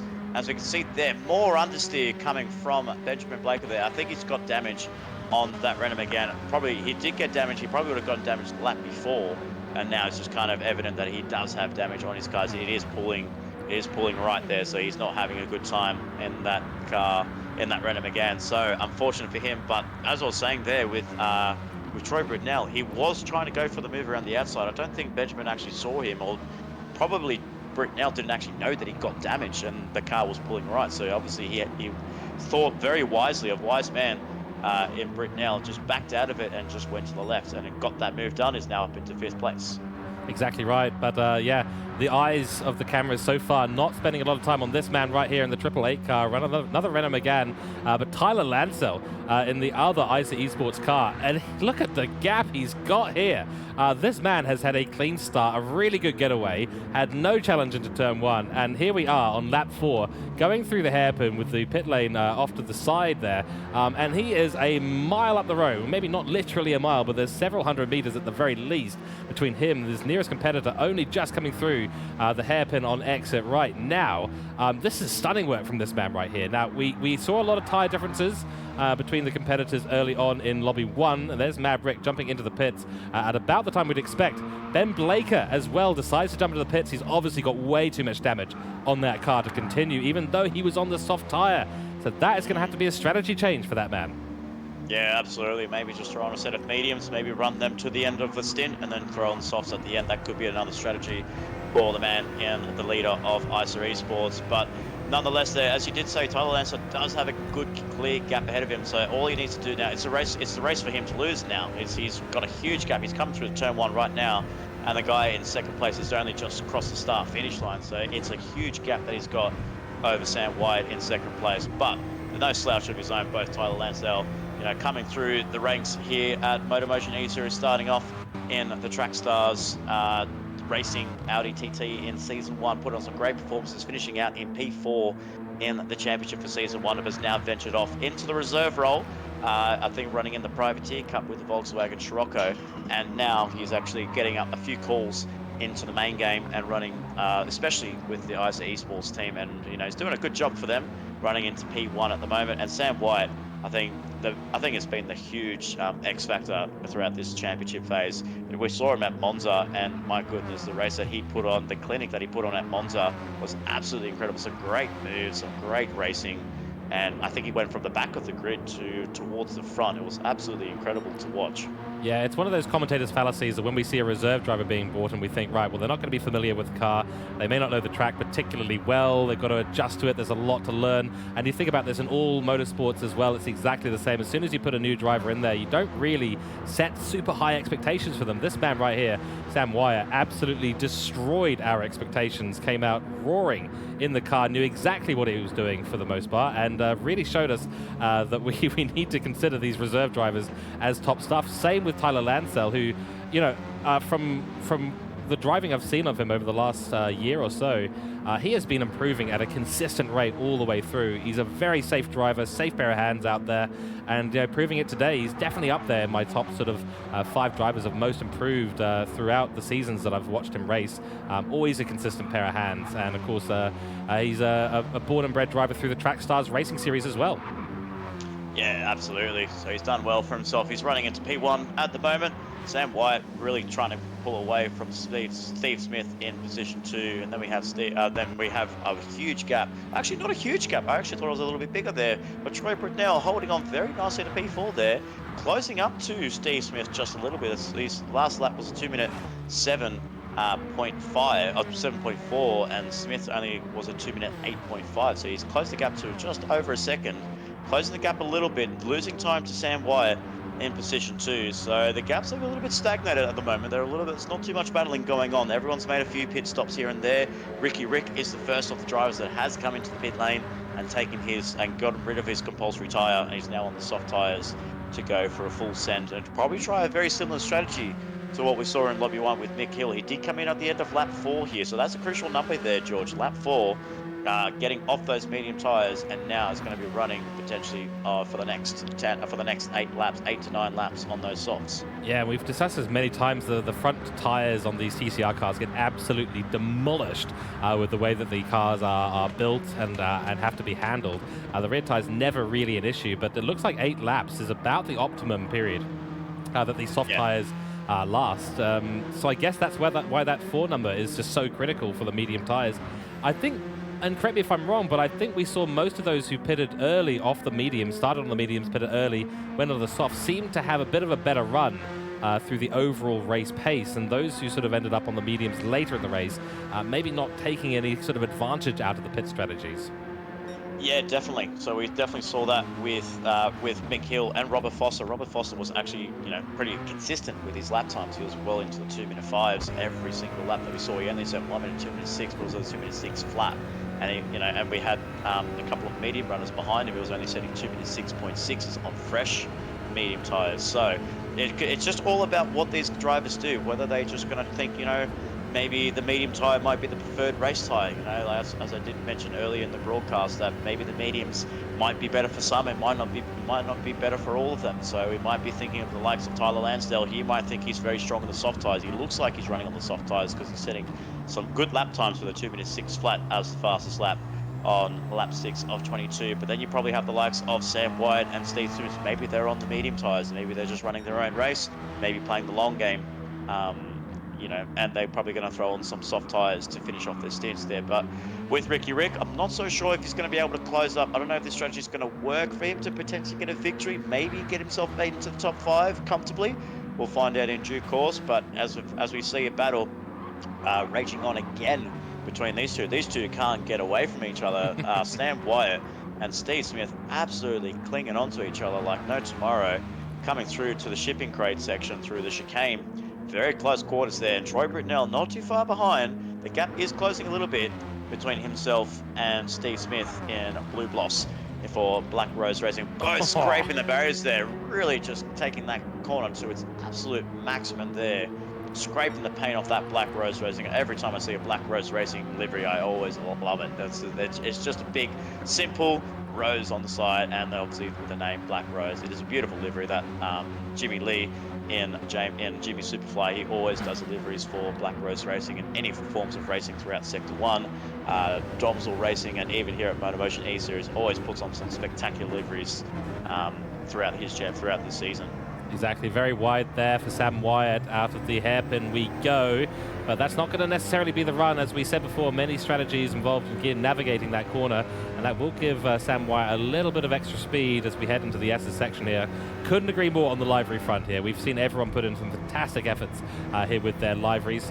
Everyone has put in some great stuff. The Black Rose Racing one, I have to admit, simple is good, and they've kept it simple and it's beautiful out there with a lovely team name as well, Black Rose Racing. You've got to love it, and it's a staple. They really are a staple team in so many leagues out there. They're just absolutely everywhere, and you've got to give a hats off to them and their leaders and organisers, because they do a great job. They really, really do. Oh, absolutely. And as I just noticed in the background there, in the rear view mirrors there, Troy Brunel is closing. He was a little bit faint coming out of the hairpin, but as soon as he got through the S's, and this is what I said with the likes of Dan Wood in the CP Suzuki Swift. Once you get a Suzuki Swift through those S's, you watch that car close up so quickly. and he's literally just under a second there. He's probably about 8 tenths away from Steve Smith, and he's really taking that car to his full advantage there. Redding's running some really good lap times as well. They're very consistent in the 2-minute 7s there, while the front two are battling it out. Obviously, duking it out within 2-minute 8s, high 2-minute 7s, but this guy in Troy Britnell in the Suzuki Swift had a bit of an up and down season for Lightning Motorsport in their debut season here for the Trak Racer TCR Cup. But if the team boss in Troy Britnell can have a good running out here, he can put on a really good show. As we see Steve Smith run very wide through the right-hander there, but he pulls out, tries to take P3 away here, but I think we might know what the likely winner might be in this, George. But does Steve Smith actually let go of the throttle? He actually does. So it looks like he's got a little bit more pace. Does Britnell maybe using a little bit more revs at the Suzuki Swift there? A little bit of a snap there. That was a bit of a wild one there for Troy Britnell, but then back into the slipstream goes. Steve Smith pulls it to the right-hand side. Does he go for the move? No, he doesn't. He actually backs out of it. So that's a position gain there for Troy Britnell, and a fair move there by Troy Britnell. So hats off to him. Yeah, hats off to him. But yeah, it looks like Steve Smith. Tyler Lansdale's just come out of the pit lane. Sorry to cut you off there, George. Lansdale has come out of the pit lane. He has thrown on the medium tyres, so he's going to simple strategy here as we see two cars trying to go side by side through the S's. That is Steve Smith taking back P3 away from Troy Britnell. That was a brilliant move there. Very gutsy, courageous move there by the man from Black Rose Racing there. Troy Britnell has a little bit more work to do now, but Tyler Lansdale just came out of the pit lane on the mediums, didn't put any fuel in that car, and he's going to go for a quick stint on these medium tyres before he throws it away and says, you know what, give me some softs for the end of this race. Exactly right. Wow, what a top 4 battle we are in for at the moment. The strategies will start to coalesce later on with those fresh tyres for Tyler Lansdale, and of course his fast pace is going to get him all the way past Sam Wyatt almost immediately as they do start to tuck into the slipstream. A little bit of netcode happening between these two drivers right now, but it is still safe and fair. We did of course see Steve Smith here rubbing the doors together. Oh, I don't think there was any contact. Yeah. No. There was no contact there. What a move there by Steve Smith, throwing the car on the inside. What a courageous move. Wow. I literally saw it as you were calling it. And I thought that was a late move there. I didn't think it was going to pull it up, but my goodness, take a bow, Smith. What a move that was for P2. And unfortunately for Sam Wyatt, and unfortunately for Wyatt, he's just clipped the barriers there. We'll lose that position to Troy Britnell. But man, I think the biggest loser out of all of that was Wyatt. He did lead Tyler Lansdale on this lap, on lap 9 of 22, but now drops down to P4. I think it might be time for him to think about an alternate strategy. Yeah, I couldn't agree more. And that was an interesting little moment there for Troy Britnell as well. I think he's trying to go defensive. Some dust getting kicked up as well. Let's see what Sam Wyatt can do. He's obviously eager to get back past Troy Britnell, but this may not be happening through this corner. Both of them do come into the pits though, so there we go. Both of them into the pits. Troy Britnell using a lot of fuel, and that is going to cost him some time in the pit stop. But yeah, that was an amazing move here. I think Sam Wyatt might have run a little bit wide, trying to make a move on Tyler Lansdale, or maybe just out braking himself slightly into the shipyard area. And yeah, full advantage of that was taken by Steve Smith, who's really been getting his elbows out, and he's been getting his car doors out and going to see Barry R quite a lot as well. The margins in this race that we've seen so far have been astonishing. Everyone taking it to the absolute limit. Some very hard but very fair driving coming out so far. Troy Britnell onto the medium tyres now. Yeah, he just put in half a tank of fuel there compared to Sam Wyatt's full tank on a set of soft tyres. So Brits Lightning will be running this stint, on the soft tyres here, as we see Stephen Harrison unfortunately dreading the 3-second penalty going into the pit lane. It's very easy to do, ladies and gentlemen, around here at Tokyo. It is very fine margins here. You just have to kind of break the car straight, and it's very tricky because the yellow line pops up pretty quickly on the right hand side, in the middle of the track, actually, I believe, going into the hairpin. So you really have to keep that car on the left hand side, break it a little bit earlier, and just take the cautious approach. I mean, if you take a very fast approach, you have two types. You have, and no pun intended, you have one type where you get yourself a 3-second penalty in the hands of type 54, but also if you do take that aggressive strategy, it can save you a few tenths in the pit lane. Yeah, exactly right. It's a tricky little pit lane to enter. It is a very short pit lane, straight into a parking lot that is positioned there quite nicely next to the Tokyo Expressway. But yeah, one little tire wrongly placed, and you will find yourself with a 3-second penalty. That hurts a lot. That is essentially 15 liters of fuel that you could be putting in the car. And so if you do have to do that, yeah, it's a big one. And of course, it's not just 3 seconds. When you do cross that penalty line, you're losing just a little bit more than that. And by just a little bit more, we're probably thinking 4.5 seconds potentially, given the speed deficit. The car will automatically slam on the brakes and get you slowed down. Style points there for Shane Attard as he drifts it through. Another philosophy there. Salmon sushimi for him. Through the hairpin we go. And 1,000 points there for Shane Attard. It's actually very interesting there that you're throwing in a pit lane underneath a multi-story car park. That's absolutely incredible. There, the infrastructure that they must have put in that building just to hold all the equipment. I wonder where the team garages are. Are there like apartments up on that building there? Maybe the team base is up there. Maybe the engineers are doing it up from their hotel rooms potentially. I don't know. I'm sure, given it's Japan, I'm sure there's a vending machine in there with tires available. I mean, do they need mechanics whatsoever? Because Japan is probably one of the smartest, innovative countries in the world, in the real world. I wonder if they actually would have done something very similar. You know, just cool. Automated machines there. I mean, obviously you have some crew there changing the tires, repairing the car. But I mean, maybe there's guys who said, you know what? It's Tokyo. You guys can have the Christmas. You guys can celebrate Christmas while we go racing here at Tokyo. So you guys enjoy yourself at the sushi train, and we'll join you after we finish these 22 laps. We are here from lap 11 of 22. Tyler Lansdale has made a pit stop and is still leading this race. Steve Smith in position 2 hasn't made a pit stop yet. Same as Shane Attard in 3rd place. So those two are yet to come into the pit lane, but Ricky Rick has come into the pit lane, so he was one of the early contenders at the end of lap 4. He's running up very nicely there in position 4 at the moment. He's got a good gap over his teammate in Troy Britnell, and a really good gap over Sam Wyatt. So this, I mean, it is early stages. We don't want to make any calls yet. If he keeps a clean race here, like I said, a top 5 could be on the cards here for Ricky Rick, but a podium potentially. You never know. Well, he could do it. You're absolutely right. Ricky Rick has had a few checkered performances in his career. Tyler Lansdale coming into the pits again, done his 4 laps, or I think in this case it was about 2 laps, I think he did. Let's have a little look at this pit lane as well. Very space efficient. All the space being used here very, very optimally. Yes, that was only 3 laps he's done on those tires, so getting that done very, very quickly. Shane Attard in the pits as well will have to take a fair amount of fuel. But back to Mad Rick, Ricky Rick here. He has had a few checkered results in his past, but right now I would honestly say he is one of the smoothest looking drivers out on track right now. Yeah, absolutely. And I think my theory, unfortunately, with the pit lane, yes, there was plenty of room to put in some engineers and some crew chief there, so there is a little bit of room only there. Just though. Yeah, only just. It's very squished. It's very crammed. Just like the Times Square in the middle of Tokyo. But yeah, Troy, looks like Tyler Lansdale has come out of the pit lane. But I definitely agree there.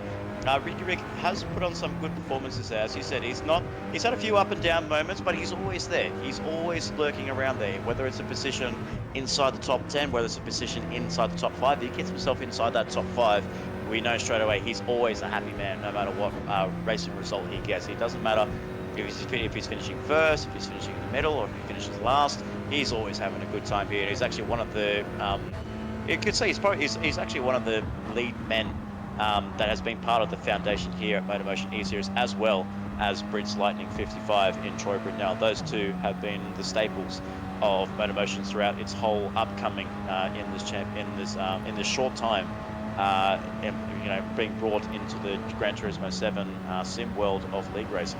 Yeah, exactly right. And now we've got Renault Megane versus Suzuki Swift down the straight. No contest there. Tyler Lansdale will find a way through nicely, but runs wide.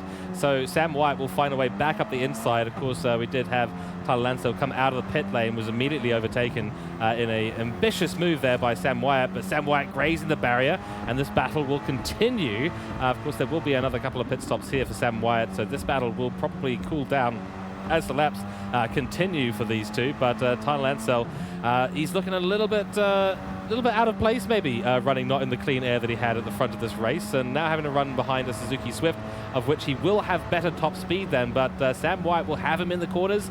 That's the battle of the ages, isn't it? Yeah, absolutely. And going back, unfortunately, it is Sam White is in the Renault again. He's not in this Swift. So he is. Yeah, so they are pretty much matching themselves on race pace, but Tyler Lansdale did come out of the pit lane. He is in traffic. He does know that drivers do have to come into the pit lane and change their tyres for the last time. Tyler Lansdale is done. His stints are done. He's got a full tank of fuel.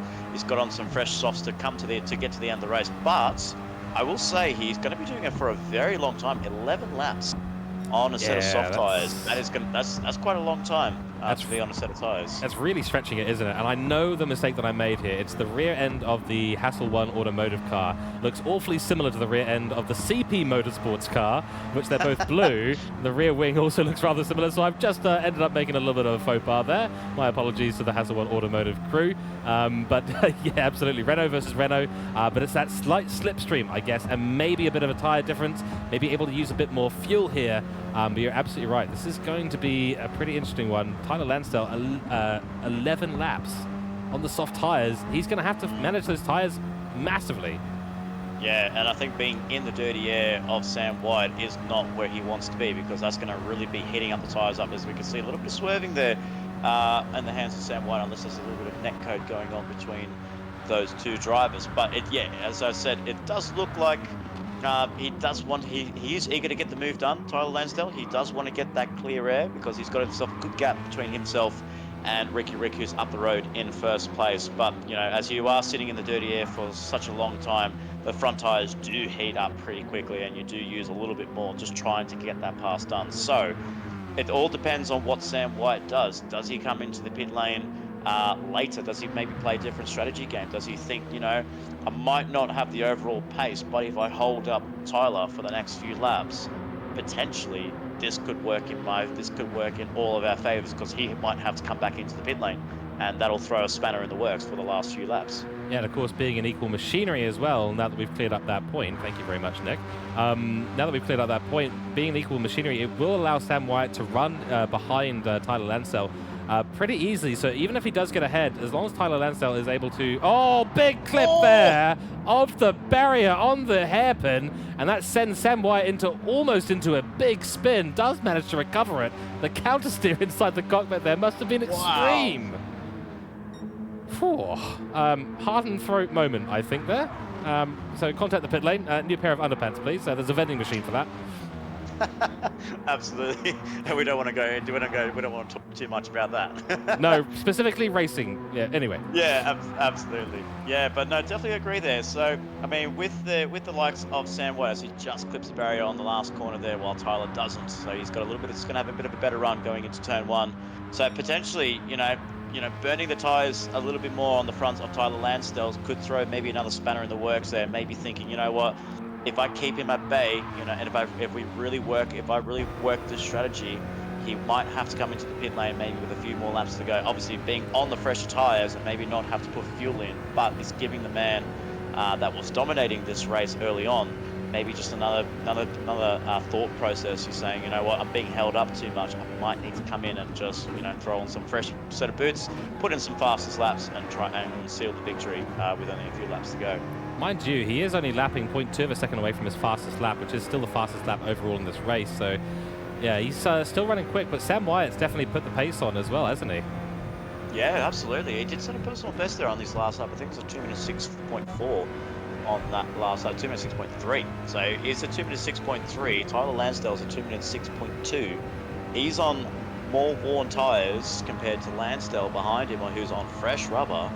And yeah, this is actually working very nicely here for Sam White. I don't think he wants to give this position up whatsoever, but we don't know the fuel numbers on the car, on car 85, as we might be able to get some telemetry before the end of this broadcast, or before the end of this concluding battle here that we are seeing here with Tyler Lansdale, who might be looking to go for the move, finally get some clear air, sends it on the brakes there, deep on the brakes. Does he get the move done? He does. There's a switchback opportunity here for Sam Wyatt, but he can't get the nose up, unfortunately, and that's him to motor down to P2.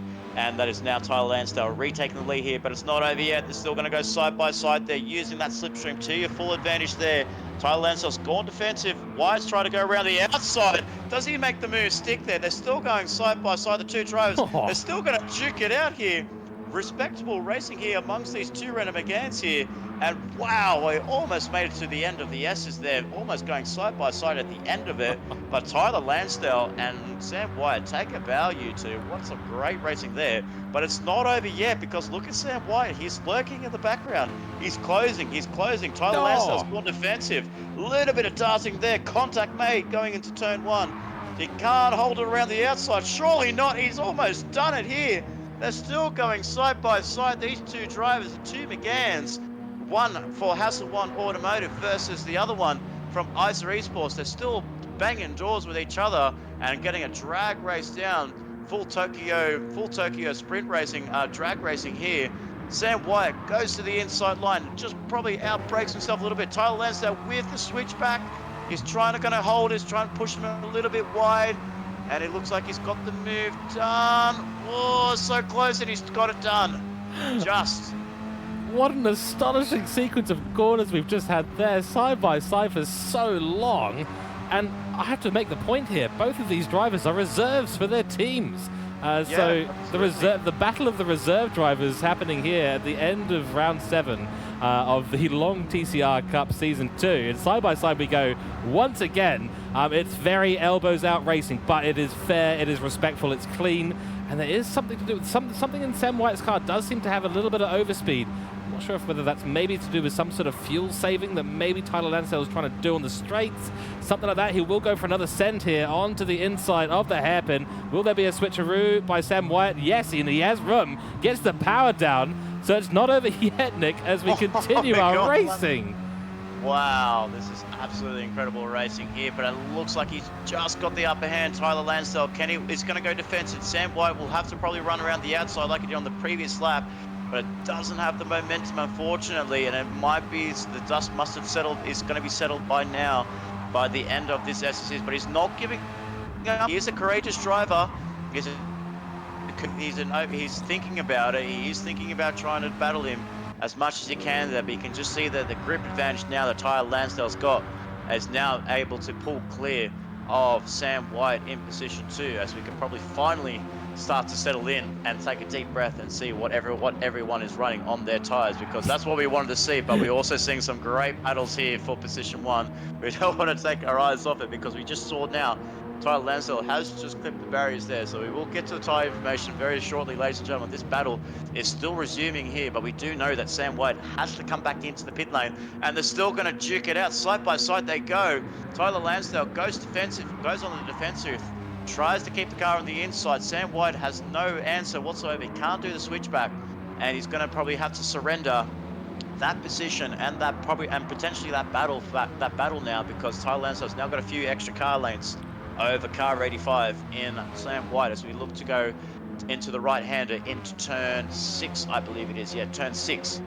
And it looks like he's just got a gap. I think so. I think it might be just enough for Tyler Lansdale. But I think with equal machinery and maybe with that slipstream advantage, he might close up. He might throw the nose in, Sam White. You never know. He'll surprise us. He surprised us 2 laps ago going side by side with the man in car AAA. Can he go for a cheeky dive bomb here? Can he put some pressure on the man in the car 888 who was leading this race for ISA Esports? He has to go defensive here. Sam White tries to go around the outside. Is he going to go for it? He almost does, but he can't do it, I think. And we can also see on the tyre telemetry there as well, George, he's running out of tyres. So I think his time has come. He might have to pit at the end of this lap and put on some fresh rubber and just wave the white flag, unfortunately. Yeah, exactly right. And it's that outside left front that is just absolutely gone. And that's just giving him no ability to fight like he was a few laps ago when we saw them go side by side here. Sam White was on the outside line all the way through there. That's extra tyre degradation. A little bit of contact there. Maybe some netco between these 2 drivers happening, but it looks to be still fair and safe. But just as we tried to get to the telemetry, you know what we're going to do? We're just going to leave the telemetry up and focus on this battle, because it's happening again. Defensive co-Tyler Lansdale contact between the 2. Oh my goodness. wow, I thought he almost went for the move. They're both scraping the barriers on the exit of the outside, both slowing their cars down. Obviously, the gap between themselves and Steve Smith right behind is they're not thinking about that driver whatsoever. It's the battle for P1. Sam Wyatt is not giving up. He will have to give up and have to come into the pit lane, potentially at the end of this lap, at the end of the back straight. But, I mean, you know, on dead tyres compared to Tyler Lansdale, who is on sort of like medium wear, but he was sitting behind the car 85 for quite some time. I will have to give full credit to Sam Wyatt and the performance that he's putting on here. You know, Yeah. on dead tires, holding up Tyler Lansdale in no means of aggression whatsoever, doing the right thing and putting his car in the perfect positions. But my goodness, what a performance that was! And unfortunately, he did clip the barrier at the end there, and he actually has picked up some damage now. With that too much contact. So unfortunately for him, that's his run over. He will have to come into the pit lane at the end, potentially at the end of this lap there. So it's some great battle there for Tyler Lansdale. We thought he was going to have a clean victory here, but it wasn't clean for him yet. He had to do it the hard way. Yep, too right. But, you know, in a way, you'd love to see it. I'm sure Tyler Lansdale has massively enjoyed the fight that he's just had with Sam Wyatt. I'm sure Sam Wyatt had equally enjoyed the fight there. So nice sometimes if you're running out in the lead of the race with a big gap, which is exactly where Tyler Lansdale was, to be back in the action and really having a bit of fun there out on track is exactly what he's managed to do. So hats off to both of them for some clean, fair racing with 5 laps remaining in this race. So we can now take a couple of breaths here, Nick, and we hope to see more action like that out on track, of course. But of course, we do see Sam Wyatt and Steve Harrison into the pits now. Sam Wyatt will have to jump onto the medium tire. Here is Steve Smith, though. He's on the racing soft tires. He's got half a tank of fuel left on board. So that looks to me like he is done with his pit stops for the remainder of this race. Looks like he is running the one-stop strategy here. So as we cross over to lap 18, we're going to have about 5 laps to go there. So yeah, definitely. So he's looking to save a little bit of fuel, save some tires, and potentially for him, really just, you know, I would say just keep that car in a position that he needs to keep it in. If he can hold on to P2, that'll be a solid drive there. I mean, he's running the Dan Wood strategy of the one-stop. I believe as well, Shane Adard as well is also running the one-stop strategy as well, as we can see through his lap times. Yeah, he did pit on the end of lap 11, so another one-stopper with Shane Adard in 3rd place. And then we just saw there Sam Wyatt pull out in 4th place, but he is on the medium tyres, and Ricky Rick inside the top 5, running early on those medium tyres and then running full softs to the end. So potentially we might even see Ricky Rick close up on this battle between himself and Sam Wyatt. Maybe that might give us a juicy finish towards the end of it, but he is on soft tyres with half a tank of fuel left on his wagon in the Suzuki Swift. Then we have his teammate and the team boss in Troy Bricknell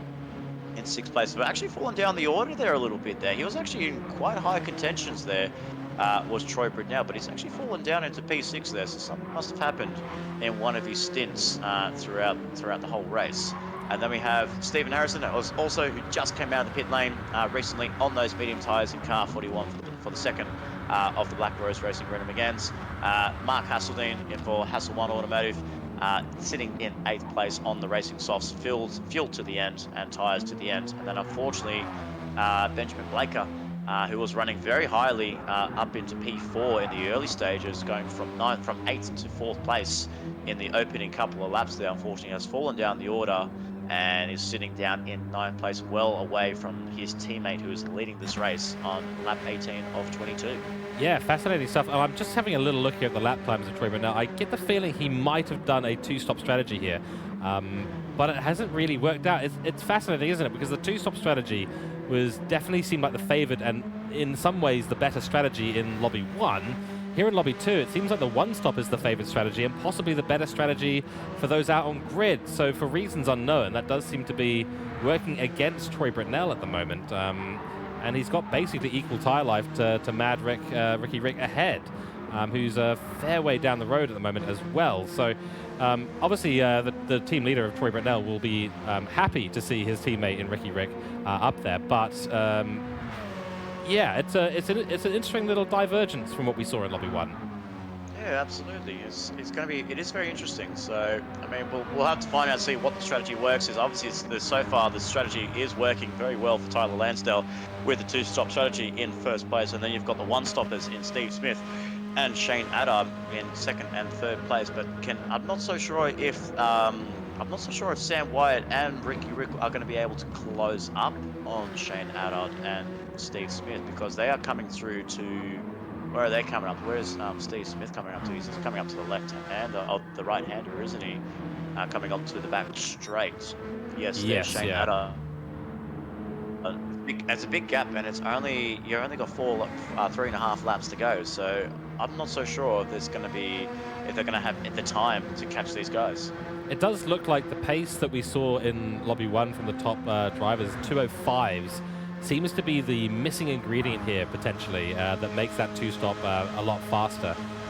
You know, with the fastest lap, Tyler Lansell running a 2:06, he's almost 0.8 of a second a lap. Slower than we saw some of the fastest lap, or nearly 0.9 of a second, I should say. I think the fastest lap was a 2:05.1. So maybe that's the missing ingredient there. It was a 2:04. Yes, you're right. Yes. So over a second, actually. Yeah.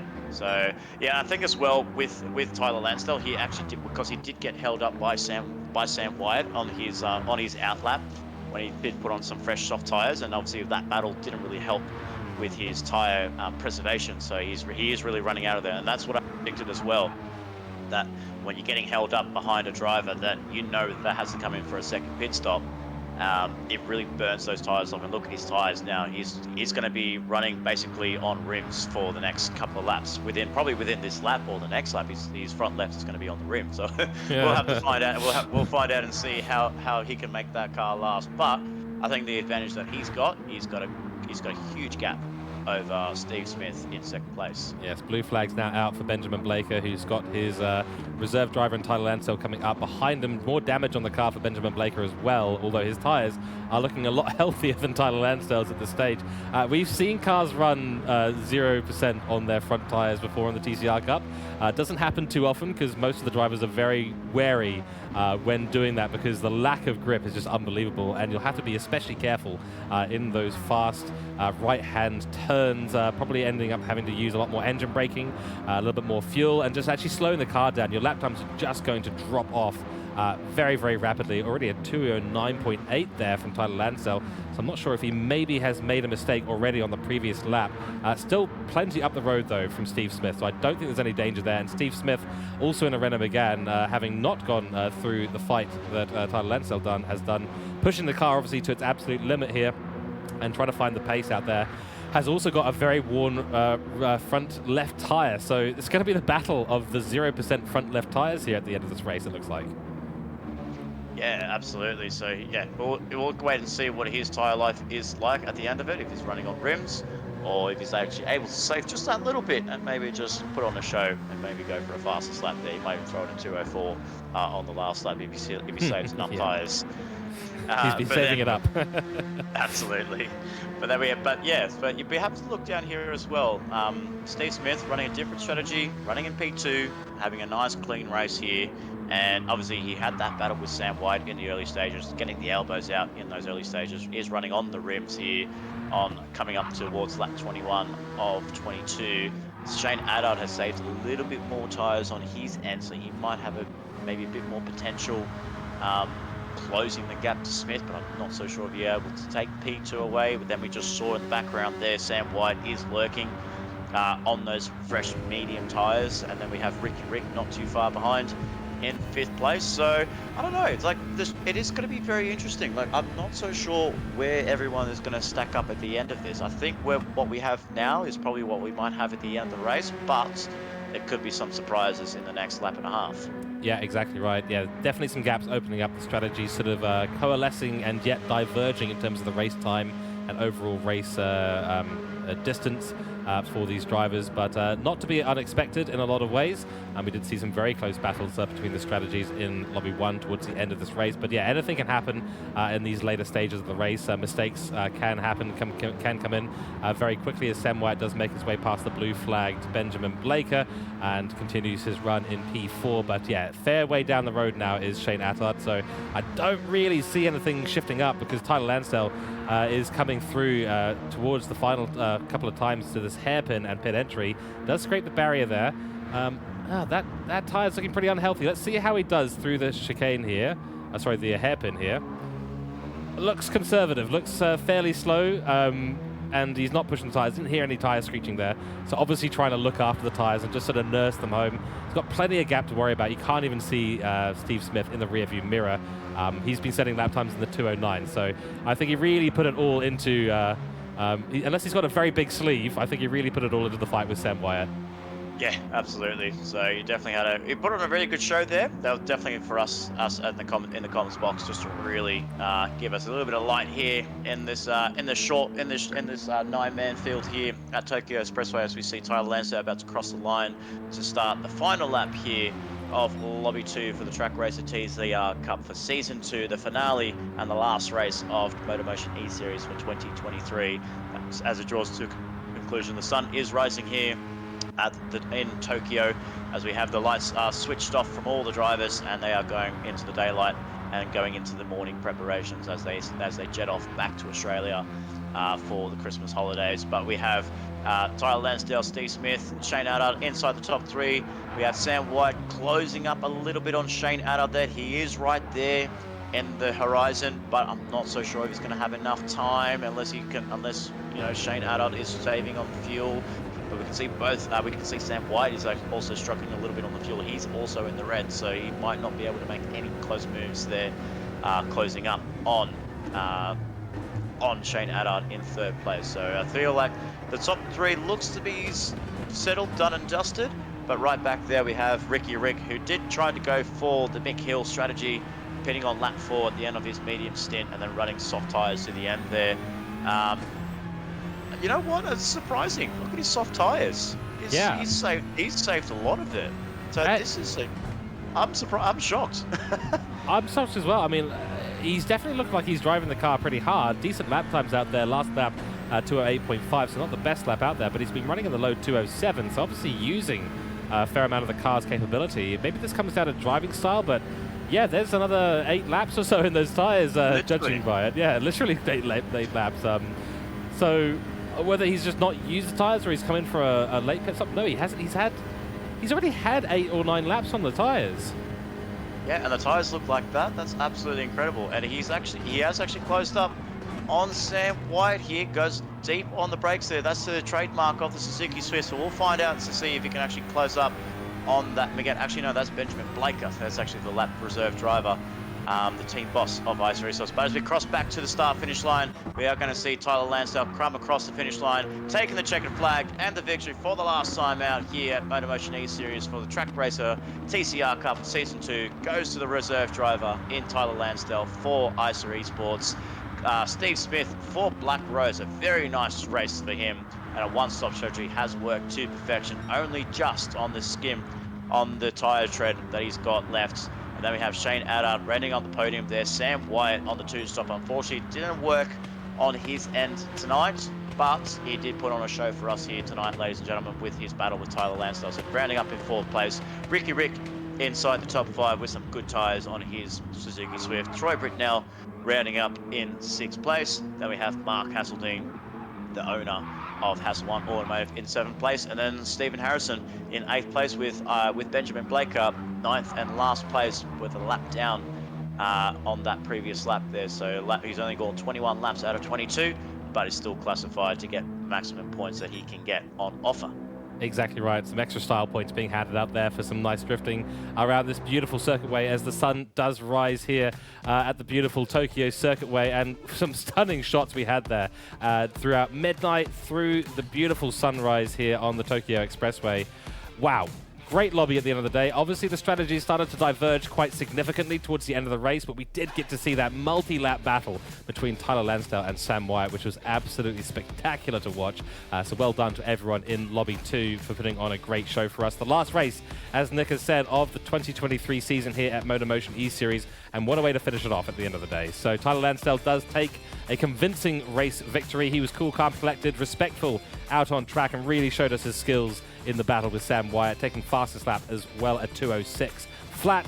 Then we've got Steve Smith there for Black Rose Racing, picking up 40 points for the Black Rose Racing outfit, followed by Shane Attard for Scarborough Motorsport, 35 points in the bag for him. And then, of course, as we said before, Sam Wyatt, Ricky Rick, Troy Britnell, Hasseldine, Mark Hasseldine, Steve Harrison, and Benjamin Blaker rounding out our grid. And yeah, great stuff from everyone out there on track. Some good performances. Obviously a little bit of a muted race with only 9 on the grid and some diverging strategies, but it was a good race overall and some beautiful shots out there at Tokyo Expressway to really round out our 2023 season. Now, of course, coming up, we do have some results for everyone, so do stay tuned because we're going to run through the results all the way through and hand out some awards as well, because the points are being calculated on the fly in real time, and we will be provided graphics as well. So before we do that, I think I've forgotten one very important thing, which is driver of the day for Lobby 2, Nick. Oh, it's a tough one. It's there's a lot of battles. There's a lot of drivers going for some different strategies. We saw some great battles. We saw some different styles of racing here. And I don't know, it's literally interesting. I just don't know who to give it out to. I mean, you could give it out to Tyler Lansdale for taking the clean sweep, just like we saw with Mick Hill taking pole position, fastest lap, and the race victory. But you could also give it to the like of Sam Wyatt, who was putting on an absolute show for us tonight with the likes of Tyler Lansdale. But I think in saying that, I think I'm going to be giving my driver of the day to Steve Smith for Black Rose Racing, running the one-stop strategy and making it work. Yep. I think making it work compared to the other drivers ahead of him. Obviously, we saw Shane Addard run the one-stop strategy, but I think Smith made it work. Obviously, the lap times weren't spectacular for what we saw in Lobby 1, but because the lap times were very similar in Lobby 2, it actually worked in his favour. Didn't need to make another pit stop. He beat his competitor in Sam Wyatt and Ricky, who was running that 2-stop strategy, and comes away with more points than them. So I think my driver of the day is going to go to the Black Rose driver and Steve Smith. I think that's a very, very good call. So do let us know in chat, of course, who your driver of the day is. We are keen to know. Now the question is, do I equal up the vote and equalize it and have to force chat to make the deciding vote here? Or do I go for Steve Smith? Now, I have to admit, I completely agree. Steve Smith did incredibly well out there today. The one-stop strategy actually working out for him quite well, able to get his head down in clean air and get the race done consistently, and that has mattered quite a lot. Obviously, Tyler Lansdale there getting held up significantly by Sam Wyatt, which didn't help his cause. He already had a huge lead out there on track. So, I think, honorable mention for sure for Tyler Lansdale and Sam Wyatt. What I'm recalling here for Steve Smith, and I think this is why my vote's going to go his way, is that move into Shipyard early on in the race when the field was all bunched up. Because that was absolutely astonishing. It was brave, it was confident, and he got the move done, and that really helped him out in his race. So I think here, I think it's going to be 2 out of 2. Wow. Not always that we agree here in the commentary box. That's a first. You know what? You know what? At the end of this, I'll get you some. We'll get some sushi and we'll drink some sake all night. That sounds good. Yeah, sounds good. And we might get all the drivers out there and the team owners as well, and go have a night on the town here in Tokyo. It's a beautiful place to go and race, and a stunning welcome as always by the Japanese people. They do amazing work here. But yeah, Steve Smith will take home our driver of the day here. 2 out of 2 for 2 drivers across 2 lobbies, and the number 2 here for season 2 of the TCR Trak Racer Cup. Coming to a close slowly but surely, but let's go and talk some results because those have just come in to our commentary box. So here are the standings for 1st to 16th and then 17th to 32nd out there. And this is a big one with Andrew Scott not racing in the final round. Dan Wood, even though he took home a P3 in Lobby 1 for the final race, has 290 points on the board, and that is going to be enough for him to take home the driver's victory here for the Drivers' Championship. Dan Wood took us by surprise and showed us his speed from round 1 all the way through, had a few hiccups along the way, but manages to take home the big prize in first position. Stunning work by the CP Motorsports driver there. Then Andrew Scott missing the last round, and to his demise here, unfortunately, in terms of the Driver Championship, will have to settle for second position in this standings here. 275 points and plenty clear of Robert Foster, who takes home a very deserving P3 in this standings here. It's a good result for the top 3 there, and of course you can see the rest of the grid on the screens as well.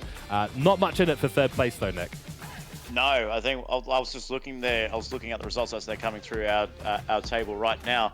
Mick Hill has really climbed up the order there. He was so far back, but with his massive 48 points and clean sweep of Tokyo, that really helped him get up into seal that P4 away from Peter McKenzie, but as well only be 7 points behind position 3. Wow, what a season it's been! What a season it's been for me, Cooke Drive Development. I mean, Mick Cooke Driver Development, was a foundation team set up by Andrew Scott to obviously help out, to help drivers with their development and really get them up to speed and really learn on strategies, learn them about, learning about the racecraft, racing, learning about the drivers you are racing with.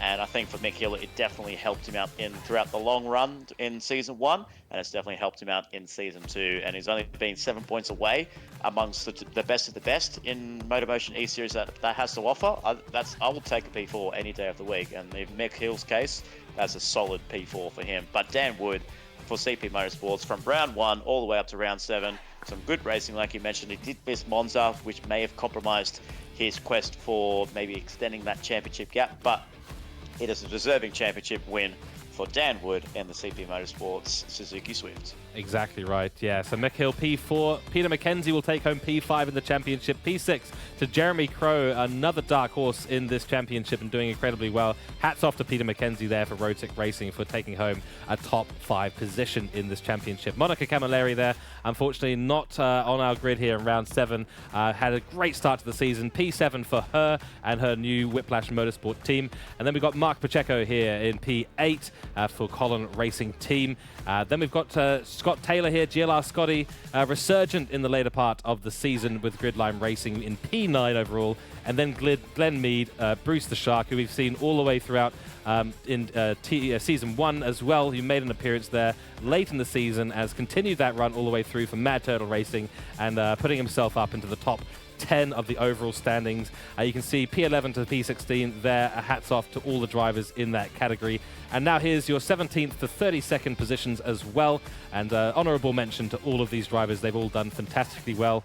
Maybe some standouts here in Tyler Lansdale for such a good final part of the season for ISA Esports, coming in as a reserve driver and really putting the pressure on a lot of the drivers who are up there on the grid. Yeah, absolutely there. So we have 32 complete drivers, 30 getting their points, unfortunately, for Rusty Nuts Racing in both Richard Robertson and Bryce Cantwell, unfortunately not being able to conclude their championship season here at MotorMotion E-Series, so they had to withdraw their Peugeot RZ. I mean, I was probably responsible for one of them, just crashing their car at Monza, and not my fault, not entirely my fault there. It was a little loose brake-by-wire. What that actually went loose in the car, and I probably couldn't apply the brakes at all. So not my fault there. So Craig, it's that's not my. We'll have to talk to Craig about that. but yeah, unfortunately not to see Rusty Nuts Racing finish up their championship quest and getting themselves up high in the orders. But to see 32 drivers on the grid plus the Privateer Cup that we have been running in the background as well, it's good to see some fresh faces, some brand new faces, some familiar drivers, returning drivers, strong drivers, all having a go here in Season 2 of the TCR Cup. So there we are. Brilliant stuff. Drivers' champion is Dan Wood for the Trak Racer TCR Cup Season 2 for CP Motorsports. With a total there of 407 points, it says. I wonder if our graphics may be slightly wrong in some ways or another, but nonetheless, he has performed incredibly well all the way throughout the season. So there is your driver's champion certificate. He'll be taking home a virtual trophy for his incredible efforts throughout the season. Second place, of course, the runner-up, Andrew Scott, will take home that silver medal trophy as well on a whole bunch of points too. 275 for Me Cougar Driver Development Team, his own team that has been developing drivers throughout the last couple of seasons, and they have been doing incredibly well. So hats off to the man who lives at 50,000 feet. And then, of course, the third place will go to Robert Foster for Mad Turtle Racing. They've done incredibly well throughout the season. Robert Foster has almost taken home some brilliant results, but consistently up there in the top 3 and one of the fastest guys in MotorMotion E-Series. You've got to take your hat off to this man right here, and he will take home a third place. So, Nick, let's go over now to the team's title. Run us through this, because there is one team that we know is on top, but the rest was all up for contention. Here we go. Absolutely, and with all the weight on his shoulders, being the sole driver here at Tokyo for the last round here, as his teammate wasn't around, Mick Hill, with his crucial 48 points, has really extended that gap and has sealed the championship, the team's championship for Me Cougar Driver Development. What a year it's been, defending champions, so they've gone back-to-back here for the Trak Racer TCR Cup in the team's championships. So Me Cougar, 2 titles in a row. That is absolutely astonishing. And then we have Mad Turtle Racing getting the jump over Colin Racing Team. So Colin Racing Team has gone from P2 to P4, so they have dropped well down the order there, and that result at Tokyo did not help them whatsoever. They really struggled to get that car, that Peugeot, up to scratch at Tokyo, and unfortunately for them, it has cost them P2 in this championship, and that's given Mad Turtle Racing and the position 2 that they want. And for Robert Foster and Glenn Mee, what a year it's been for those guys. And then up to salvage some points as well, CP Motorsports have moved up, have catapulted themselves from 5th to 3rd on 343.5 results, points next to their name. And then, as we said there, with Mark Pacheco and Jeremy Crow, a little bit disappointing end there for Colin Racing Team. Looked like they kind of had P2 more or less sealed. All they had to do was just get their cars high up, but unfortunately for them, finishing down in 4th place. And then as well, even though they didn't make an appearance tonight, they still held on to their P5. Did Whiplash Motorsport with Monica Camilleri and Drew Ison. So that's a nice little result for them, for the brand new team in Whiplash Motorsport, 290 points. Then we had Road Sick Racing on 284 in 6th place. Gridline Racing with Scott Taylor and Jeff Bruin, who are part of the MotorMotion admin team here, that are doing all the exceptional work in the background, running in 7th place. And then we have Matthew Johnson and Tony Griffin, the flying Suzuki Swifts, in 8th place in Juice Motorsports, 245.5. And then we had, unfortunately, a few teams that were missing, but they have kept their position with Hoon Corp Esports, their debut in 9th. Boosted Racing Team, the team that we always get confused with, but it's actually written in front of the screen, in front of my hands. It is Boosted Racing Team in 10th place. Scarborough Motorsport 11th, Lightning Motorsport 12th, Black Rose Racing in 13th, Hassel 1 Motorsport with the late entrant of Sam White in 14th place, and then ISA Esports down the back in 15th. And as we said earlier on, Rusty Nuts Racing withdrawing from this championship. So 16 teams competing here in this Season 2 championship here, George. And what a year it's been for us in the comments box, watching all of these drivers develop. But you can't take your eyes off the team that's in position 1. That team and that Scirocco has been absolutely incredible and dominant throughout this whole season. Yeah, cool, calm, collected, and winning a whole bunch of trophies there. The Cooke driver development team emulating what Red Bull has done for a couple of seasons now in the Formula One, but nonetheless, hats off to both of them. They've put the work in, they've developed themselves as drivers, and they have taken the results as a result of their hard work and dedication to the TCR the art form that is TCR driving, because it is a bit of an art form. We've commentated on this now through Season 1 and now through Season 2, and both of us have said all the way through, we'd rather them in the cars than us, because it looks like a handful. These cars are tricky to drive. There's so many different techniques involved, and with the 5 different variations of cars available here in this Season 2, it has added to an extra amount of challenge, which has just been super, super cool to be a part of and to watch out on track. And my hat's off to all the teams that have participated this season, to everyone out on the grid, all the drivers, and all the stuff that happens in the background. It's just been a pleasure to watch it happen, to watch it unfold through this Season 2. And, we very much hope and look forward to a Season 3 of TCR Cup in the future. And we may touch on some of that briefly. We don't have all the information. We are not the admins of MotorMotion E-Series. We are simply here to yell into our microphones at the amazing stuff happening out on track. But yes, from us here in the commentary box, I think, on behalf of both of us, Nick, I can probably say this. It's been a fantastic and absolute pleasure to be here, bringing you all the action. And yeah, we do look forward to what comes next for MotorMotion E-Series. Yeah, absolutely. It could be a very big 2024 for MotorMotion E-Series as we draw conclusion to the end of 2023. What a year it's been. We've seen so many categories here. We've seen essentially the Surefire Supercar Series from the beginning. And then we've seen the Player 1 GT3 Championship, the staple of the series here at MotorMotion E-Series, the Player 1 GT3 Championship that we saw over the 2 lobbies. We saw some great battles there. We saw some great drivers coming through that, and we saw some great racing overall. And then we saw 2 seasons of TCR Cup racing as well in this championship. It's been absolutely incredible. So what a year it's been. We've had our pilot season last year in 2022. As the foundations of the MotorMotion E-Series, just getting themselves used to the racing league world, trying to sign up drivers, getting word to mouth on all the social platforms. That has become a huge expansion here at MotorMotion E-Series, and I've for myself, been streaming, and I've been from the first from day one, actually, from the GT3 Championship, just streaming it off my old PlayStation 4. So Yeah. and we saw some great racing there, some great action. But you know, I've seen MotorMotion grow over the last 18 months, and these guys have been putting in the absolute work that they needed. They have done, and 2023 was an absolute stellar year to be bringing you all of that racing there. What we saw through all the three categories mentioned as well. We do see some fun events as well on our Friday night exhibition races. That's hosted by Kane Payton it was actually part of the admin team, but he's a family. He's part of the family here at MotorMotion E-Series. So if you are still looking for some racing here whilst we are in the mid-season break, was a long summer break it's going to be for these guys here. Do follow us on all socials, through Instagram, through Facebook. Follow, like, and subscribe here for all the YouTube videos that you see with us, presented by myself and George Cooke, as well as Ryan Palmer, Chris Lashbrook, and all of the other commentators that have joined us throughout 2023. It's been an absolute pleasure, as always, working with you, George, and we can't thank you for your services for providing the stream here for us in 2023. Oh, and likewise, right back to you, Nick. Nick Pautasso, ladies and gentlemen. And make sure you do check out Trackstars, who have been instrumental in the growth that MotorMotion E-Series has experienced through 2023.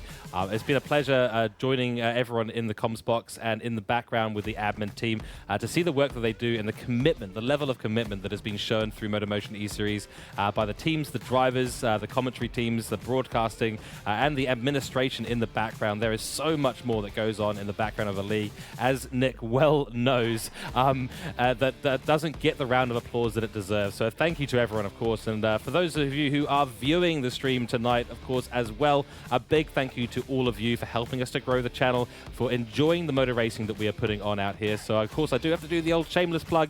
Do like and subscribe and help us to continue the growth that we have seen with MotorMotion E-Series throughout 2023, and maybe we can get up to 2024 subscribers on the channel. Who knows? We will see. But jokes aside, an absolute pleasure being involved in the background here with this amazing league. Do check out Trackstars as well, being instrumental in what is happening on screen in the background with MotorMotion E-Series. But I think, Nick, that is probably going to be us for the last stream of 2023 here at MotorMotion E-Series. I'll do some final plugs in a moment, but a big thank you to yourself for providing legendary, articulate, and insightful commentary all the way throughout the year, dedicating hours and hours of your time to MotorMotion E-Series and Trackstars. You're an absolute legend, mate, in the commentary scene, so a huge thank you to yourself as well. Thank you very much for that, George. And yeah, as much as I loved commentating in the Trackstars lower divisions with myself and Ryan Palmer as part of the admin team at Trackstars Racing Series, but you know, every time I get to a MotorMotion E-Series comms box, and I always have to look at the name of George Cooke and the legend himself, you know, providing some streams, some very good analytics coming through, you know. He could be around, he's always around, he's there, he's committed, he always wants to be there and help us around. And I would say as well, you know, you've always been there for us. I think when we were at a situation where we weren't really getting too many streamers or too many interests, you always just put your hand up and said, you know what, let's give it a go, let's have some fun, let's throw a stream on, let's get some people on board, let's do some commentary. Whether it was for TCR Cup, whether it was for the supercars for the GT3 Championship, I think that's where you definitely excelled a lot. George, I mean, that was a huge task for you throughout the GT3 Championship.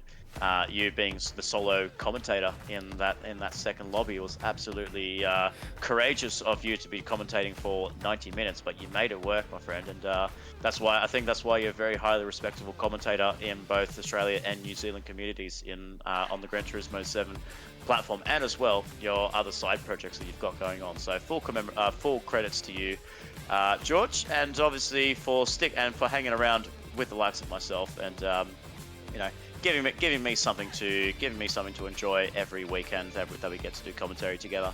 Oh, I appreciate that very much. Very kind words there from Nick. And of course, we have some great synergy here between myself and Nick. We've got Ryan Palmer and a number of other commentators as well throughout the history of MotorMotion E-Series all throughout the year. So a big thank you to everyone who's put their time up here for MotorMotion E-Series. It is so appreciated. It really helps to make the league what it is. We've heard this before. We'll say it again. But a good broadcast for a league really does help it grow, really does help it make that extra little bit of immersion, which we absolutely love. So this is going to be the final word now of the stream for the final part of the 2023 season here at MotorMotion E-Series. A huge thank you to all those in the background. You know who you are. I do not need to call you out. And I'm sure you'd be embarrassed if we started to ramble on as well. But a big thank you to everyone in the background for making this possible. Do go check us out on www.motormotioneseries.wordpress.com for articles, info, off-season events, the whole works. We have a Facebook group that you can join and get involved with a very lively and communicative community. So please do go check us out on that. Like and subscribe, of course, if you've enjoyed tonight's stream.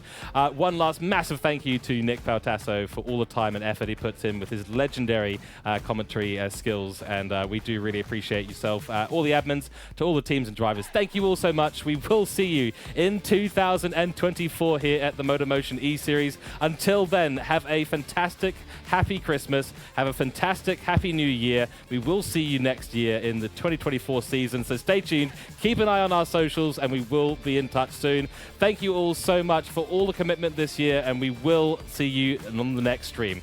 Thank you very much. Good evening, good night, have a good year, and of course, goodbye.